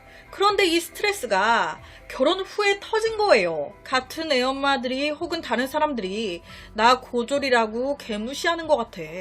열등감을. 그녀는요, 딸 아카리한테 늘 자주 말해왔습니다. 공부를 더하지 못한 게, 고졸에 그친 게, 그게 내 평생 가장 큰 아쉬움, 후회라고.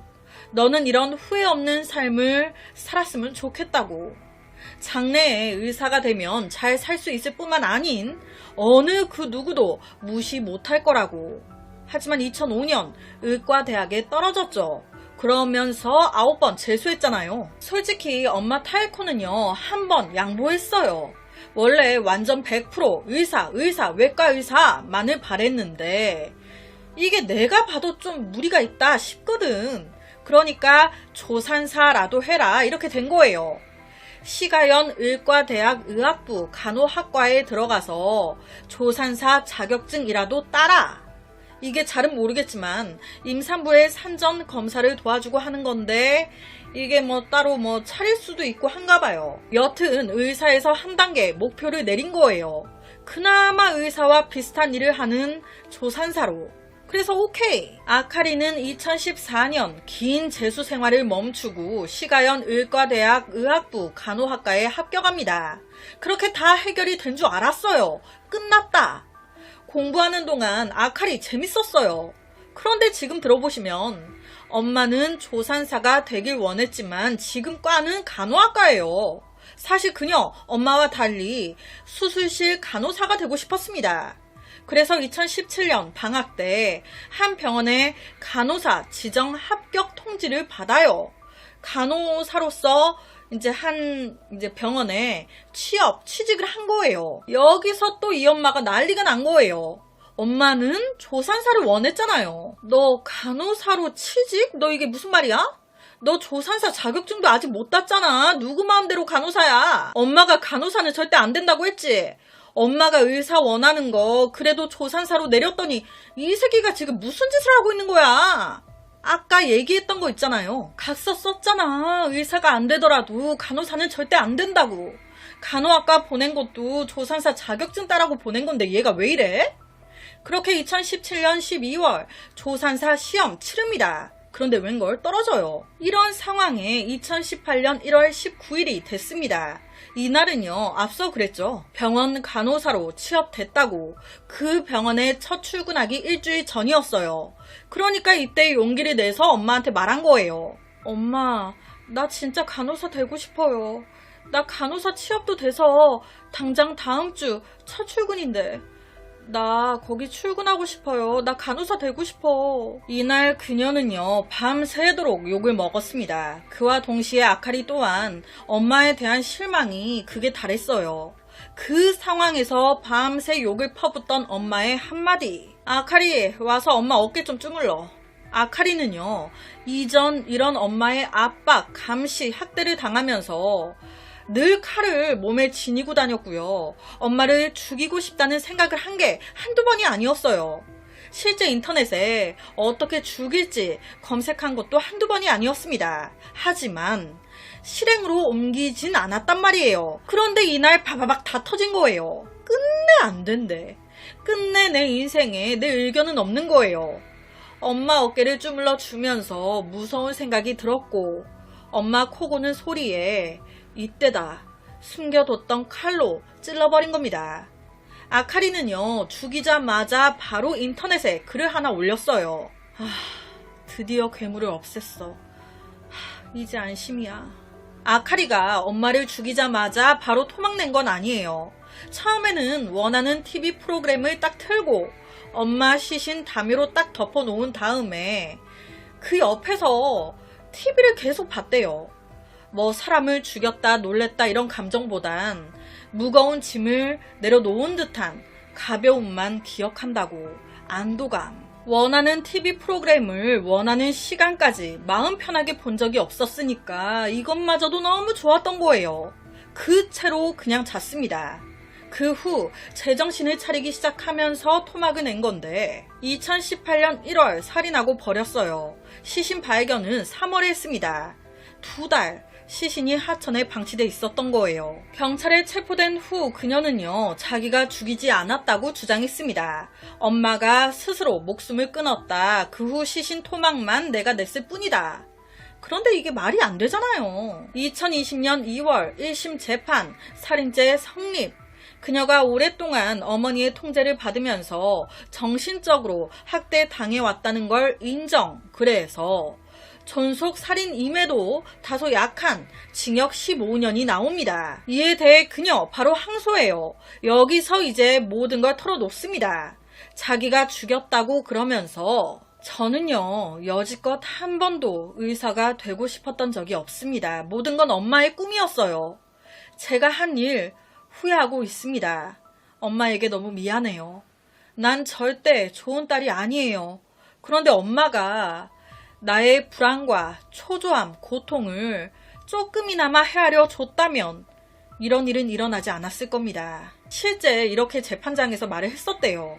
그렇게 항소심은 사망한 엄마가 딸에게 가했던 교육적 학대 인정해서 15년에서 또 10년으로 줄어요. 징역 10년. 우리나라도 비슷한 사건들이 꽤 있죠. 자신이 이루지 못한 꿈, 욕심들을 자식에게서 채우려고 하는, 자식은 또 다른 독립된 인격체인데 자기화하는 부모들. 서로 지옥에 빠뜨리는 것 같아요. 이 사건은 많은 사람들의 동정을 얻었습니다. 감옥에 갇힌 후 그녀의 아버지가 자주 면회를 왔다고 하는데 이때 그녀는 아버지에게 편지를 하나 적어서 건넸어요. 이게 이제 공개가 됐는데 너무 후회한다고. 나중에 출소하면 어머니 산소에 꼭 가서 인사드리고 죄송하다고 할 거라고. 자기 양심의 가책을 하소연했다고. 여러분은 이 사건 어떻게 보시나요? 제가 이렇게 말을 간단히 해서 그렇지 초등학교 때부터 몇십 년 동안 이어져 온 감시와 통제, 학대 이런 건 절대 무시 못할 상처고 스트레스거든요. 여기서 벗어나려고 가출도 해보고 협의, 타협도 해보고 스스로 목숨까지 내놓으려고 했는데도 그닥 여기서 경찰에 신고했다 한들 벗어날 수 있었을까요? 하지만 아무리 어쩐다 한들 살인은 정당화될 수 없죠. 그래서 오늘은 최악의 일본에서 벌어졌던 한 살인사건을 가지고 왔습니다.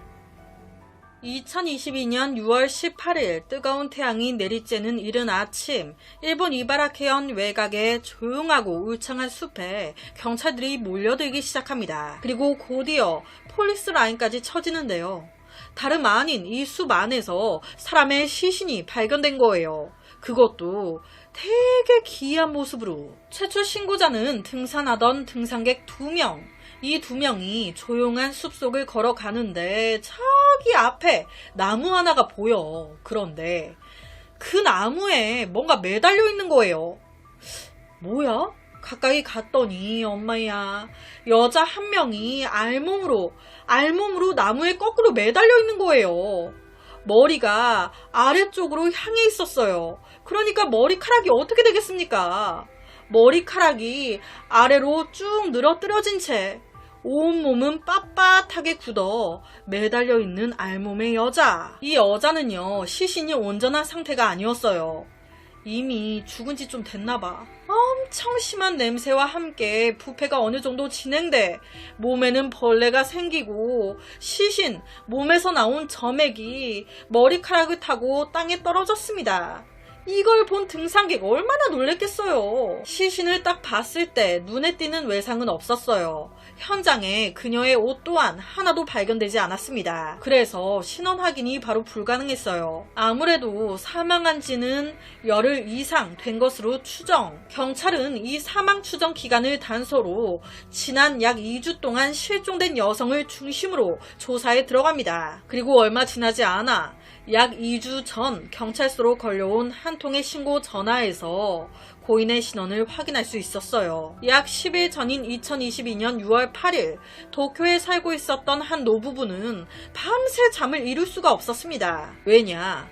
약 3일 전인 6월 5일 23살이었던 내 딸 신노리나가 친구를 만나고 오겠다며 집을 나갔는데 그 이후 연락이 딱 끊겨버린 거예요. 처음에 부모님은요, 친구 집에서 며칠 있다 올라나 보다 생각했습니다. 그런데 아니 며칠이 지나도록 아예 연락 자체가 안 돼버리니까 이건 이상하잖아요. 그러니까 가족들이 딸 신노리나의 친구들한테 연락을 하기 시작한 거예요. 혹시 우리 딸과 안 만났니? 그런데 아무도 안 만났대.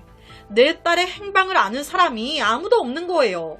그래서 3일 더 지난 6월 8일 부모님은 바로 경찰에 실종 신고를 합니다. 신노리나 보시면 귀엽게 생겼어요. 그녀의 집안 환경은요 매우 좋았습니다. 우선 집이 부유했어요.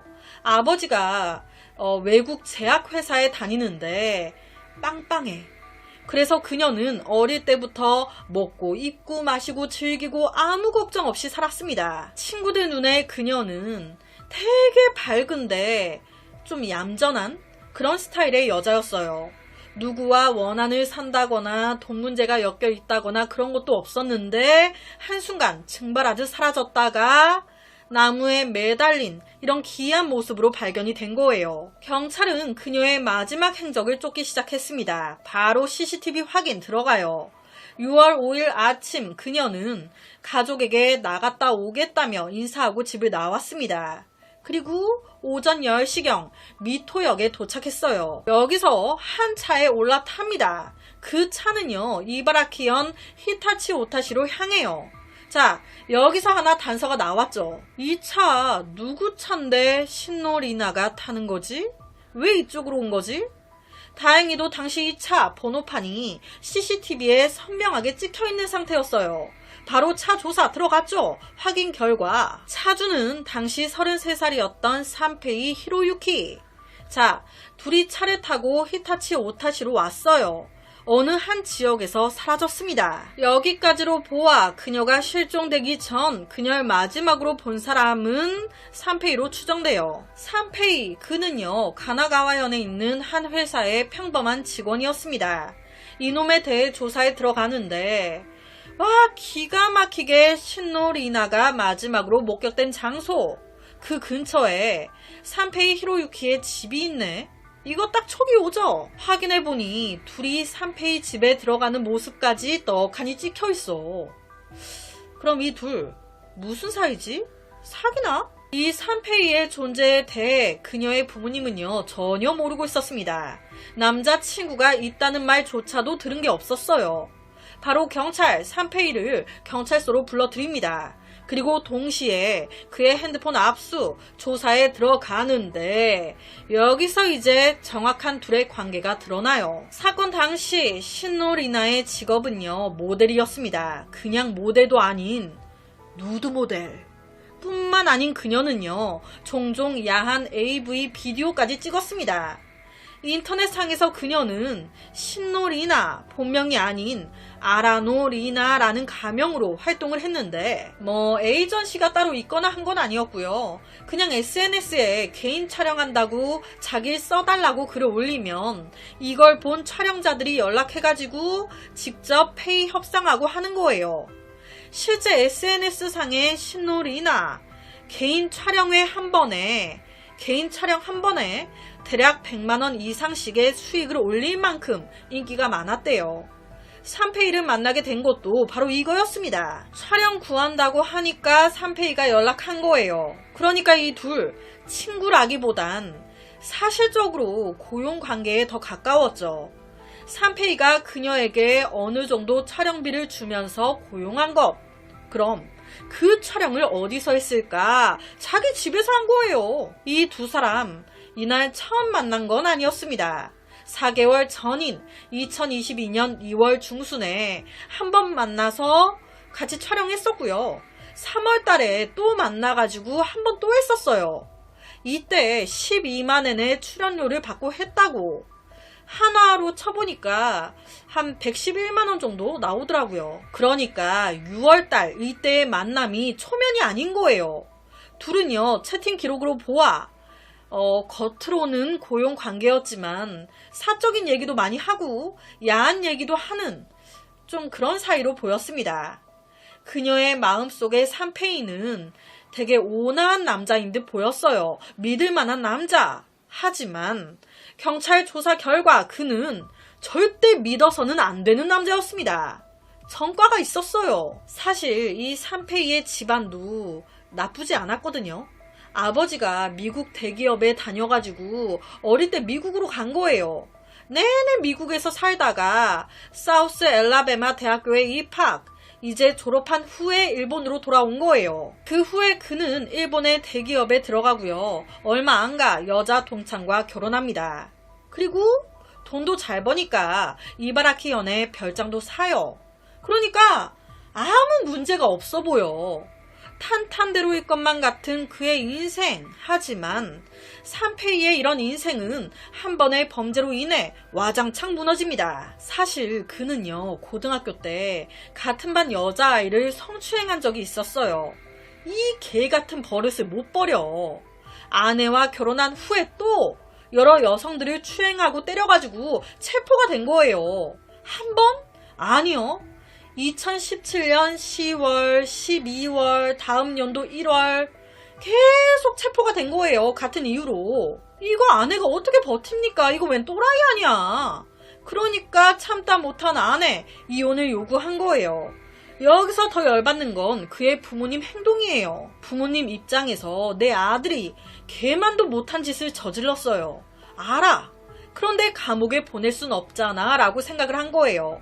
그래서 고에게 배상금 이런 걸, 합의금 이런 걸 다 대신 지불하고요.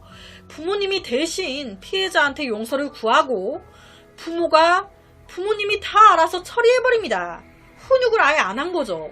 감옥을 떠나서 피해자에게 용서를 구하는 것조차 부모님이 다 했으니 이런 범죄 전과만으로도 감이 오죠. 이런 상태에서 경찰은 그의 핸드폰 속 하나의 영상을 보고 이런 의심을 더 굳힙니다. 무슨 영상이냐? 이 신노리나가 수갑을 차고 앉아있어. 그리고 그걸 보고 자기는 막 좀 때리기도 하고, 이게 강압적으로 보이진 않았어요. 지 말로도 서로 합의하에 한 거라고, 자기는 이런 거 찍는 게 취미라고. 과거 범죄 사실과 결합해 봤을 때 아무래도 약간 이 남자, 이런 패티시가 있는 것 같은 가학적 성격 장애라고도 하죠.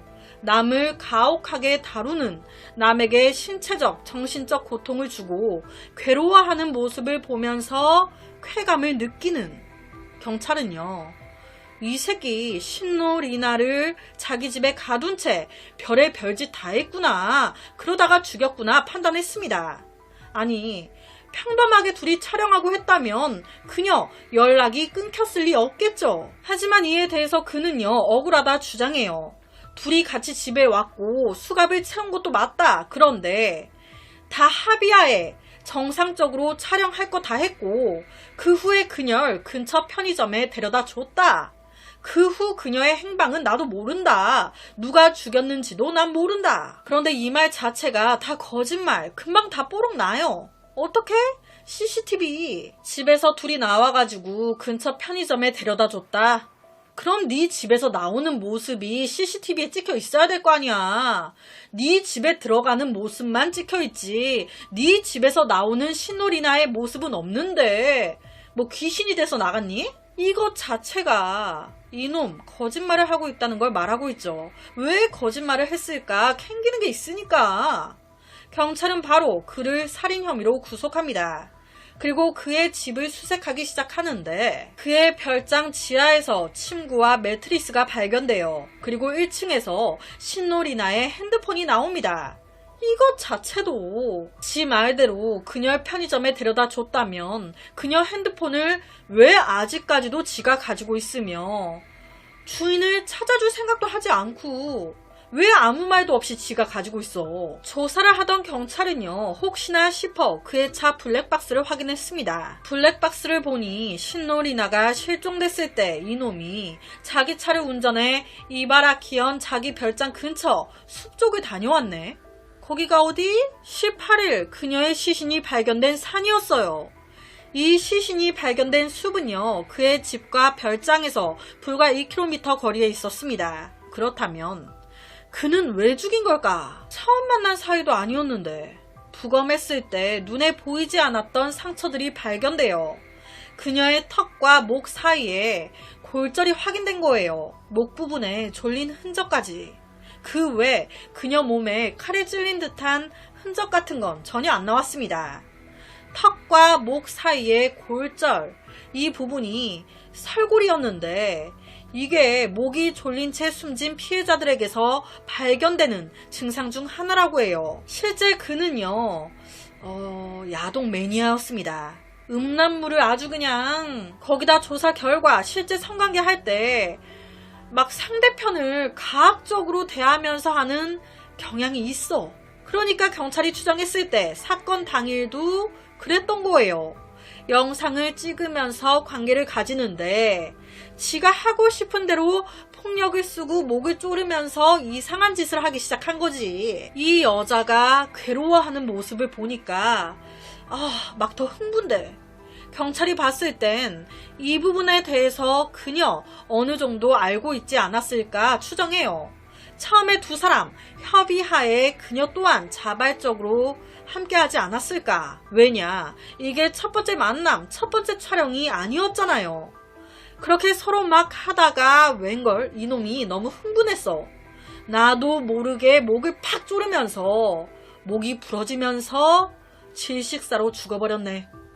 와, 어떡하지? 고민하다가 숲으로 시신을 옮겨 매달아 놓고 도망간 게 아닐까. 그러니까 살인을 의도한 걸로는 안 보이는 거예요. 격정적인 관계 중에 일어난 과실로 인한 사망이 아닐까. 이렇게 되면 모든 게 어느 정도 설명이 되죠. 앞서 말씀드린 추정이 제 개인적인 추정이 아니에요. 경찰이 추정한 겁니다. 이게 제가 재판 결과를 막 찾아봤는데 재판 진행 중인 건지 제가 못 찾은 건지 사건에 대한 내용만 있고 재판 결과가 아무리 찾아도 안 나오더라고요. 혹시나 아시는 분들은 댓글로 부탁드립니다. 그래서 오늘은 일본에서 벌어진 한 살인사건을 가지고 왔습니다. 2024년 1월 16일 일본 도쿄에 살던 중년 부부가 사라졌습니다. 자기 집에서 말이죠. 이 기이한 상황을 제일 처음 발견한 사람은 다름 아닌 이 중년 부부의 아들 타카하시 이치로였어요. 이 아들 왈 제가 16일 밤 8시 30분에 퇴근해 집에 왔습니다. 집 주차장에 차를 딱 세워놓고 내리면서 습관적으로 옆을 딱 봤는데 아버지 차가 세워져 있더라고요. 그런데 그 차 위에 먼지가 순간 드는 생각이 아침에 아버지가 오늘 세차하러 가신다고 했는데 그런데 차에 먼지가 그대로 있으니까 아버지 오늘 세차하러 안 나가셨나? 깜빡하셨나? 이런 생각을 하면서 집 현관문 쪽으로 걸어가는데 이게 진짜 사람 촉이 무서워요. 뭔가 느낌이 싸해. 왜냐? 보통 이 시간대면 저희 엄마가 저 저녁 차려준다고 음식을 늘 하고 계시거든요. 딱 문을 열면 맛있는 음식 냄새, 엄마가 요리하는 후라이팬 덜거덕거리는 소리에 뭔가 사람 사는 분위기가 물씬 나는데 오늘은 뭔가 이상하리만큼 조용해. 문을 열었더니 집안에 아무도 없는 건지 껌껌하고 조용하고 불안한 마음으로 이 아들이 신발을 벗으려고 몸을 굽힌 그 순간 그는 보고 말았습니다. 현관 바닥에 피가. 순간 소름이 싹 돋으면서 깜짝 놀란 아들 바로 엄마 아빠를 부르면서 안으로 달려 들어갔어요. 먼저 1층에 각각 방들을 다 뒤지기 시작하는데 군데군데 묻은 혈흔들 빼고는 아무도 없어. 바로 2층, 3층으로 뛰어 올라갔습니다. 여전히 어디로 간 건지 부모님은 안 보이는 상황. 바로 엄마 아빠 핸드폰으로 전화했어요. 그런데 연결도 안 돼. 전원이 다 꺼진 상태. 놀란 그는 바로 여동생에게 그리고 아버지가 운영하던 술집에 전화 걸었습니다. 오늘 아버지 출근하셨나요? 야, 오늘 엄마 아빠 봤냐? 그런데 아무도 못 봤대. 이에 초조해지기 시작한 아들 타카하시 이치로가 경찰에 신고를 했던 겁니다. 이 아들 말에 따르면 자기가 오전 8시에 출근을 했는데 딱 그때까지만 해도 모든 게 정상이었다는 거예요. 퇴근하고 저녁 8시 반에 딱 왔더니 부모님이 혈흔만 남긴 채 사라지고 없다. 집은요 핏자국 외에는 어수선한 곳 없었어요. 뭔가 뒤진 흔적도 없었고요. 귀중품도 다 그대로 있었습니다. 유일하게 없어진 건 딱 하나, 부모님의 핸드폰 뿐이었어요. 경찰은요 바로 이 부모님의 핸드폰 마지막 위치를 확인합니다. 그런데 이 부모님의 핸드폰 마지막 위치가 집으로 뜨는 거예요. 이 집에서 전원이 꺼진 겁니다. 그럼 부모님은 어디 가셨어? 혹시 납치? 경찰은 바로 집 인근 모든 CCTV를 확인합니다. 그 결과 2024년 1월 16일 오전 8시쯤 진짜 이 아들 말대로 타카하시 이치로 출근하려고 나가요. 약 5시간 뒤 그의 아버지가 집을 나섭니다. 그리고 약 30분 뒤 이번에는 그의 어머니가 외출하려고 나와요. 집이 텅텅 빈 거죠. 이 엄마 아빠는요 오후 4시 반 정도가 돼서야 각각 집에 들어왔습니다. 이게 CCTV에 확인이 된 거예요. 그런데 이게 끝입니다. 이 이후 이 부부 집에서 나가는 모습이 없는데 그런데 이 부부는 사라졌어요. 집 안에서 증발하듯. 와 이거 뭐지? 경찰이 생각했을 때 그나마 가능성이 있는 추정은 누군가 아무도 모르게 CCTV를 피해 이들 집에 몰래 들어온 거죠. 내내 숨어 있다가 외출했던 부부가 집에 들어왔을 때 납치 또는 살해한 것. 경찰은요 이 부부의 인간관계에 집중했습니다. 이 부부에게 원한이 있는 누군가 벌인 짓 아닌가. 그런데 이 부부, 이 지역에서 굉장히 오래 산 부부였어요. 55세였던 아버지, 그는 집 근방에서 무려 20년 동안이나 작게 술집을 하나 하고 있었습니다. 주로 손님은 중년 남성들이었어요. 다시 말해 단골 고객들은 거의 이웃이나 지인들이었습니다. 술집의 특성상 아버지는 주로 밤에 출근했고요. 낮에는 거의 집에서 쉬었어요. 지인과 가족들이 말하는 그는요, 되게 좋은 사람이었습니다. 가끔 술집의 손님이 영업시간 지나서까지 늦게까지 술을 마시면 아버지도 이제 같이 말벗을 해주면서 그 손님과 하룻밤 술집에서 같이 보내곤 했었대요. 그러니까 이 아버지, 누군가에게 원한을 질 일도 자신이 누군가에게 원한을 가지는 그런 성격도 아니라는 거예요. 그렇다면 52세였던 이 엄마는 어떤 여자인가? 전형적인 주부였습니다. 수줍음이 많고 사교성이 없었어요. 하지만 누구에게나 예의 바른, 항상 웃고 있는, 성격이 급한 편도 아니어서 대화를 하면 거의 이야기를 하기보단 남 이야기를 들어주는 쪽이었다고. 이웃의 눈에 이 부부는요, 너무 착하고 너무 다정한 부부였습니다. 이웃들과 가족들과의 갈등 전혀 없었다. 이걸 확인한 경찰. 그렇다면 보복, 원한에 의한 건 아닐 확률이 크다는 건데, 외부인의 소행이 아니라면 내부인의 소행? 딱 드는 생각이, 혹시 최초 신고자인 아들? 실제 이웃들을 탐문 수사하는 과정에서 경찰은 알게 됐습니다.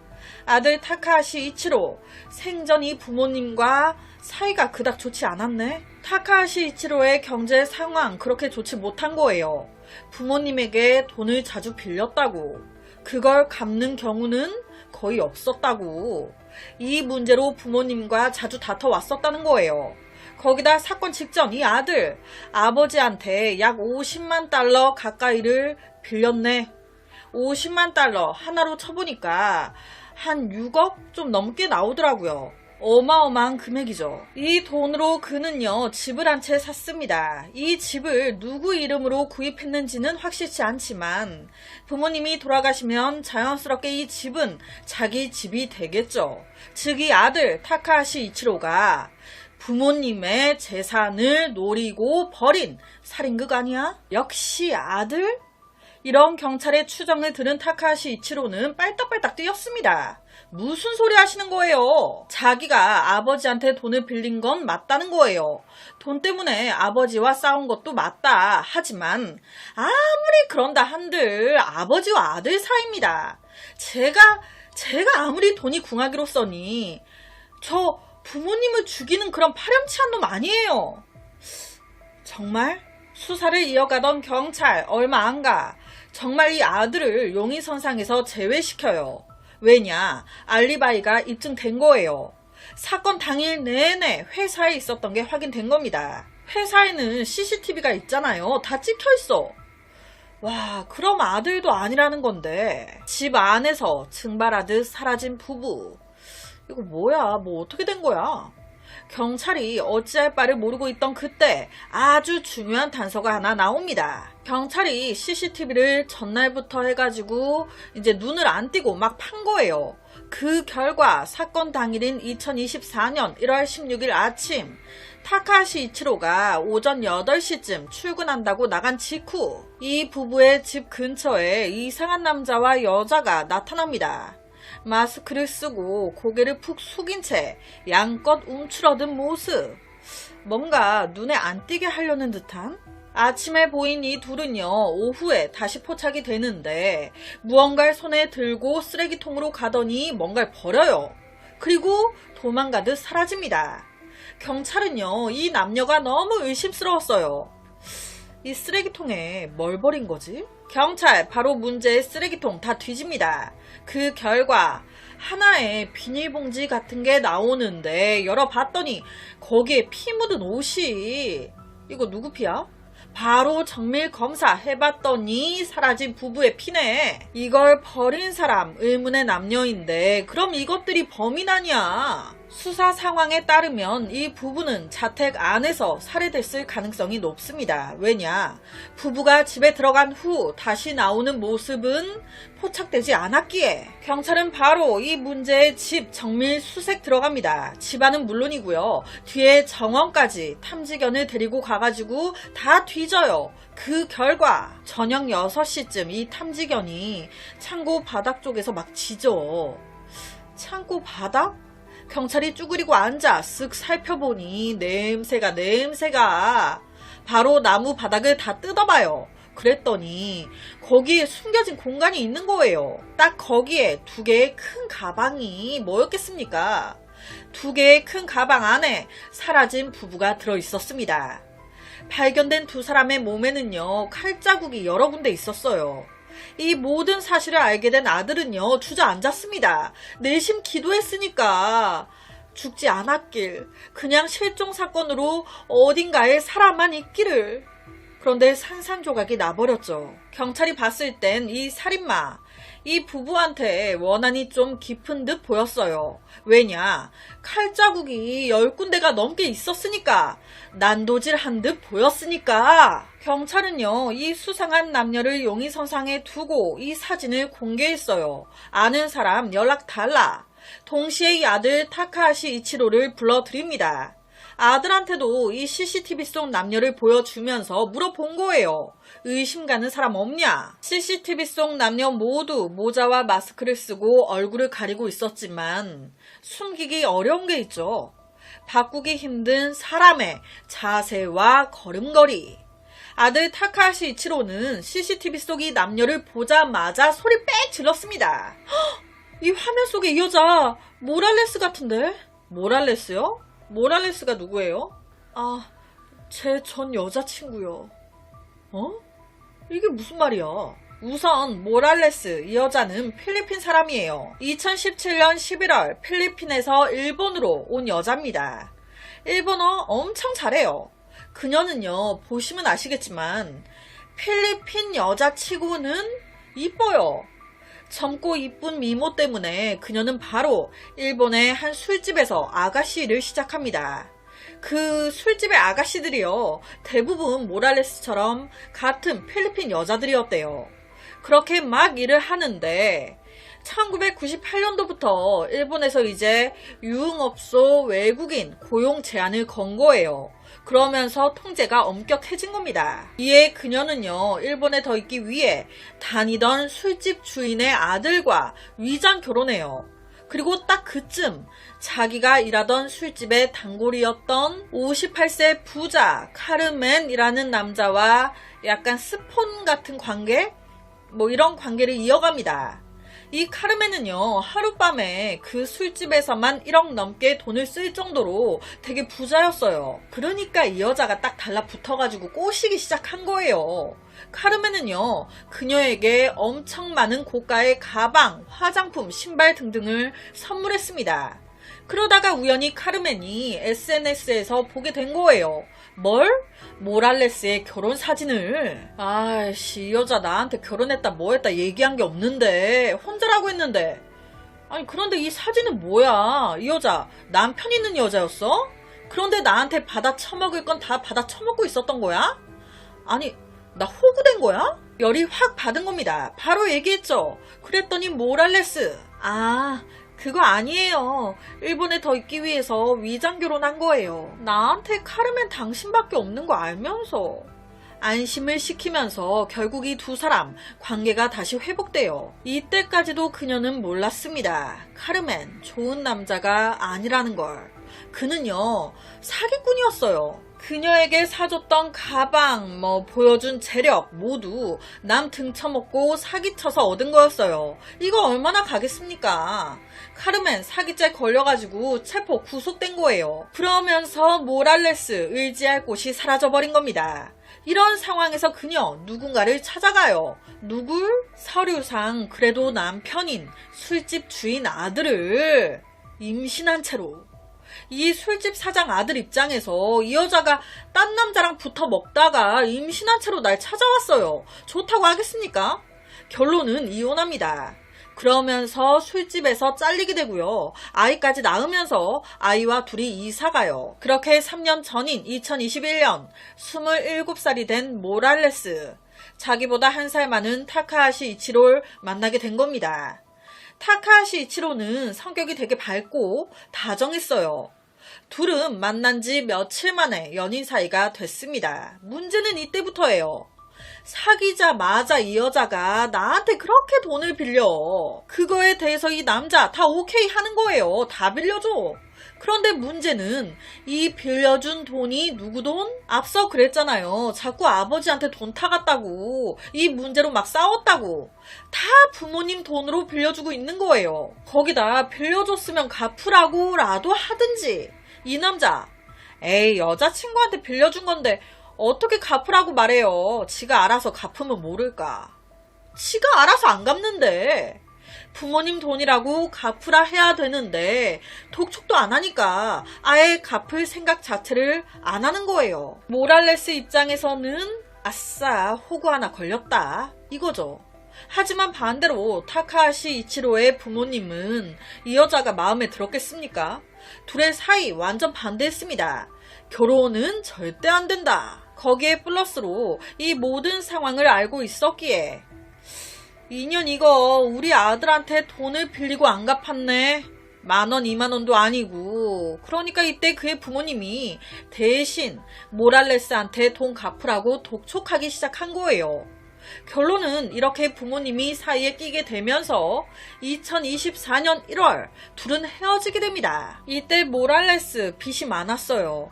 타카하시 이치로에게 뿐만이 아닌 은행 빚이나 다른 지인에게 빌린 돈이나 여러 가지 빚이 많았습니다. 이 여자가 능력이 있었겠습니까? 돈이 없으니 여전히 못 갚는 상황. 하지만 빚 독촉은 여기저기에서 계속 들어오는 상황. 원래 이걸 타카하시 이치로의 도움으로 메꿔야 되는데 그게 안 되잖아요. 그러니까 자동적으로 모든 화살이 그의 부모님에게 향한 겁니다.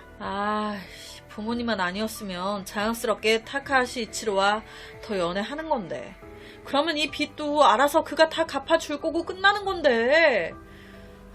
지금처럼 비차만 사면 안 살아도 되는 건데. 이 타카하시 이치로 부모님 때문에 다 망했어.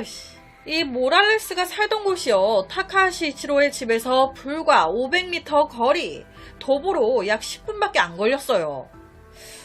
이것만 봐도 그녀 되게 의심스러운데. 여기서 이 아들 타카하시 이치로 왈 사건 당일 1월 16일 오후에 갑자기 헤어진 모랄레스한테 전화가 왔다는 거예요.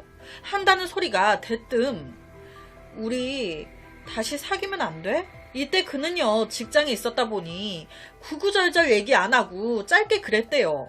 안 돼. 우린 이미 끝났어. 이 말에 그녀 이타 저타 얘기 없이 바로 끊었다는 겁니다. 그리고 오후 5시쯤 됐을 때 반대로 이 타카하시가 마음에 좀 걸렸던 거예요. 아까 너무 단답형으로 너무 차갑게 말한 것 같아. 그래서 이때 그가 다시 모랄레스한테 전화를 겁니다. 그런데 안 받아. 그래서 문자를 보냈대요. 일하는 중이야? 전화 받기 불편해? 그랬더니 약 30분 후 뜨링 그녀에게서 답장이 왔다는 겁니다.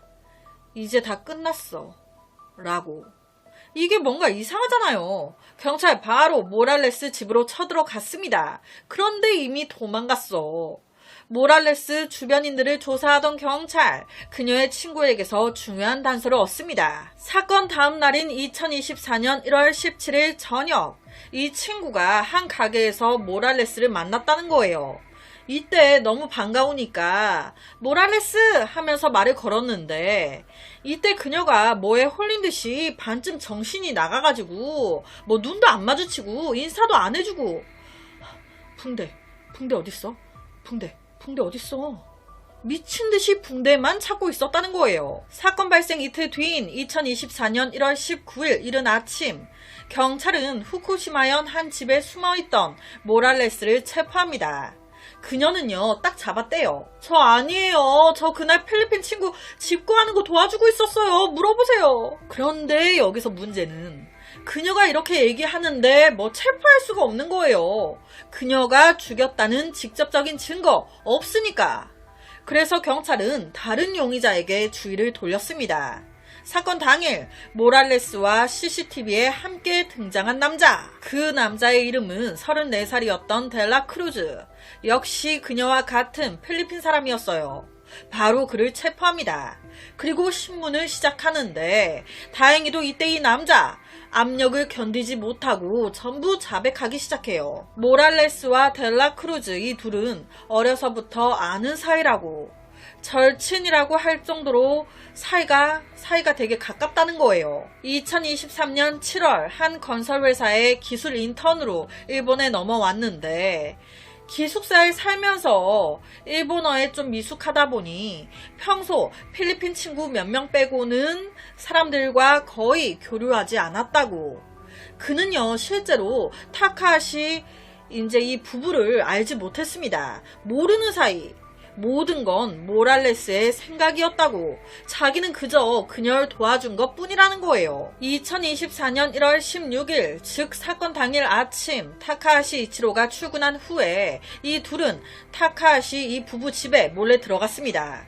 이게 가능했던 이유는요, 이 모랄레스가 사귀었잖아요.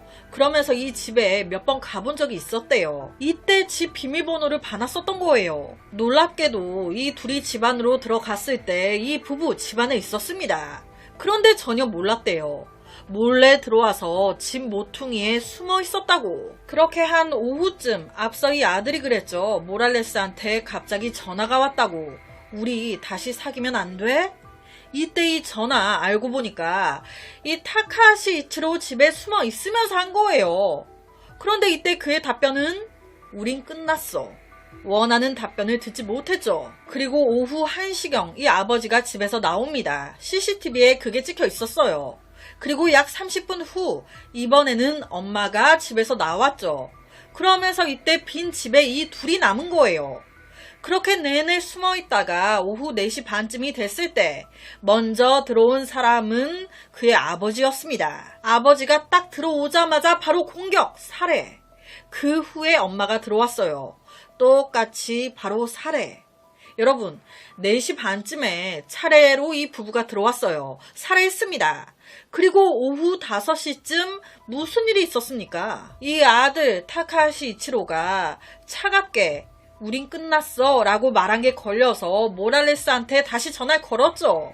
이러고 있을 거라고는 생각도 못하고 전화를 안 받으니까 일하느라 전화 받기 좀 그런 거야 라고 문자까지 보내면서 이때 모랄레스 그녀는요 이 타카하시 이치로의 부모님을 모두 죽이고 그 시신을 처리하느라 바빴습니다. 그래서 30분 후에 답장한 거예요. 뭐라고? 모든 게 끝났다고. 이 둘은요 죽인 부부를 가방에 넣고 창고 아래 바닥에 수납 공간에 숨겼어요. 그리고 자신들의 피 묻은 옷을 모두 벗고 바닥에 묻은 피를 닦아낸 후에 봉지에 담아 근처 쓰레기통에 버렸습니다. 여기서 한 가지 드는 의문점이 이 두 사람 부부가 집에 있는 상황에서 아들만 딱 출근해 있는 상황에서 몰래 들어갔어요. 숨어 있었단 말이에요. 그리고 아버지 먼저 외출, 30분 뒤에 엄마가 외출했죠. 이때도 가만히 숨어 있었어요. 아침에 들어갔는데 내내 숨어만 있다가 오후 4시가 넘어서 죽인 거예요. 아니, 왜? 왜 그 오랜 시간을 그 집에 숨어 기다린 걸까? 경찰의 추정으로는 모랄레스가 복수를 계속 망설인 게 아닐까. 사실 살인이 사람을 죽인다는 게 쉽지 않잖아요. 할까 말까 계속 망설인 게 아닐까. 혹은 들킬까봐 여러 생각에 걱정돼서 더 안전한 적절한 타이밍 본다고 시간이 이렇게 됐을 수도 있고요. 사건 이후 도망쳐 나온 그녀는요 바로 살던 아파트를 내놓고 다른 곳으로 도망갑니다. 바로 델라크루즈 잡아들였잖아요. 이때 보니까 이놈 손에 붕대를 감고 있어.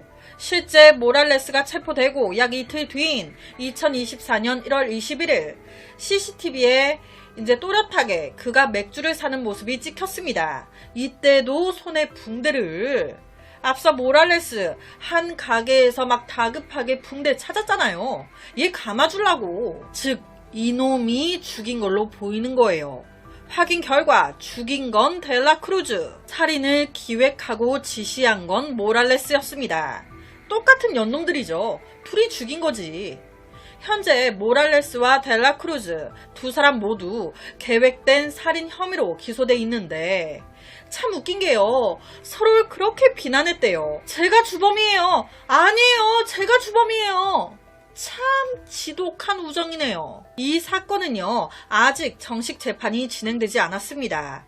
아직 계속 조사 중이에요. 그래서 판결이 난 건 없습니다. 앞으로 더 지켜봐야 될 것 같아요. 와, 이게 무슨 일입니까? 이 아들 입장에서는 진짜 여자 하나 잘못 만나가지고. 여러분은 이 사건 어떻게 들으셨나요? 그래서 오늘은 현재까지도 조사 중인 일본에서 벌어진 한 살인사건을 가지고 왔습니다.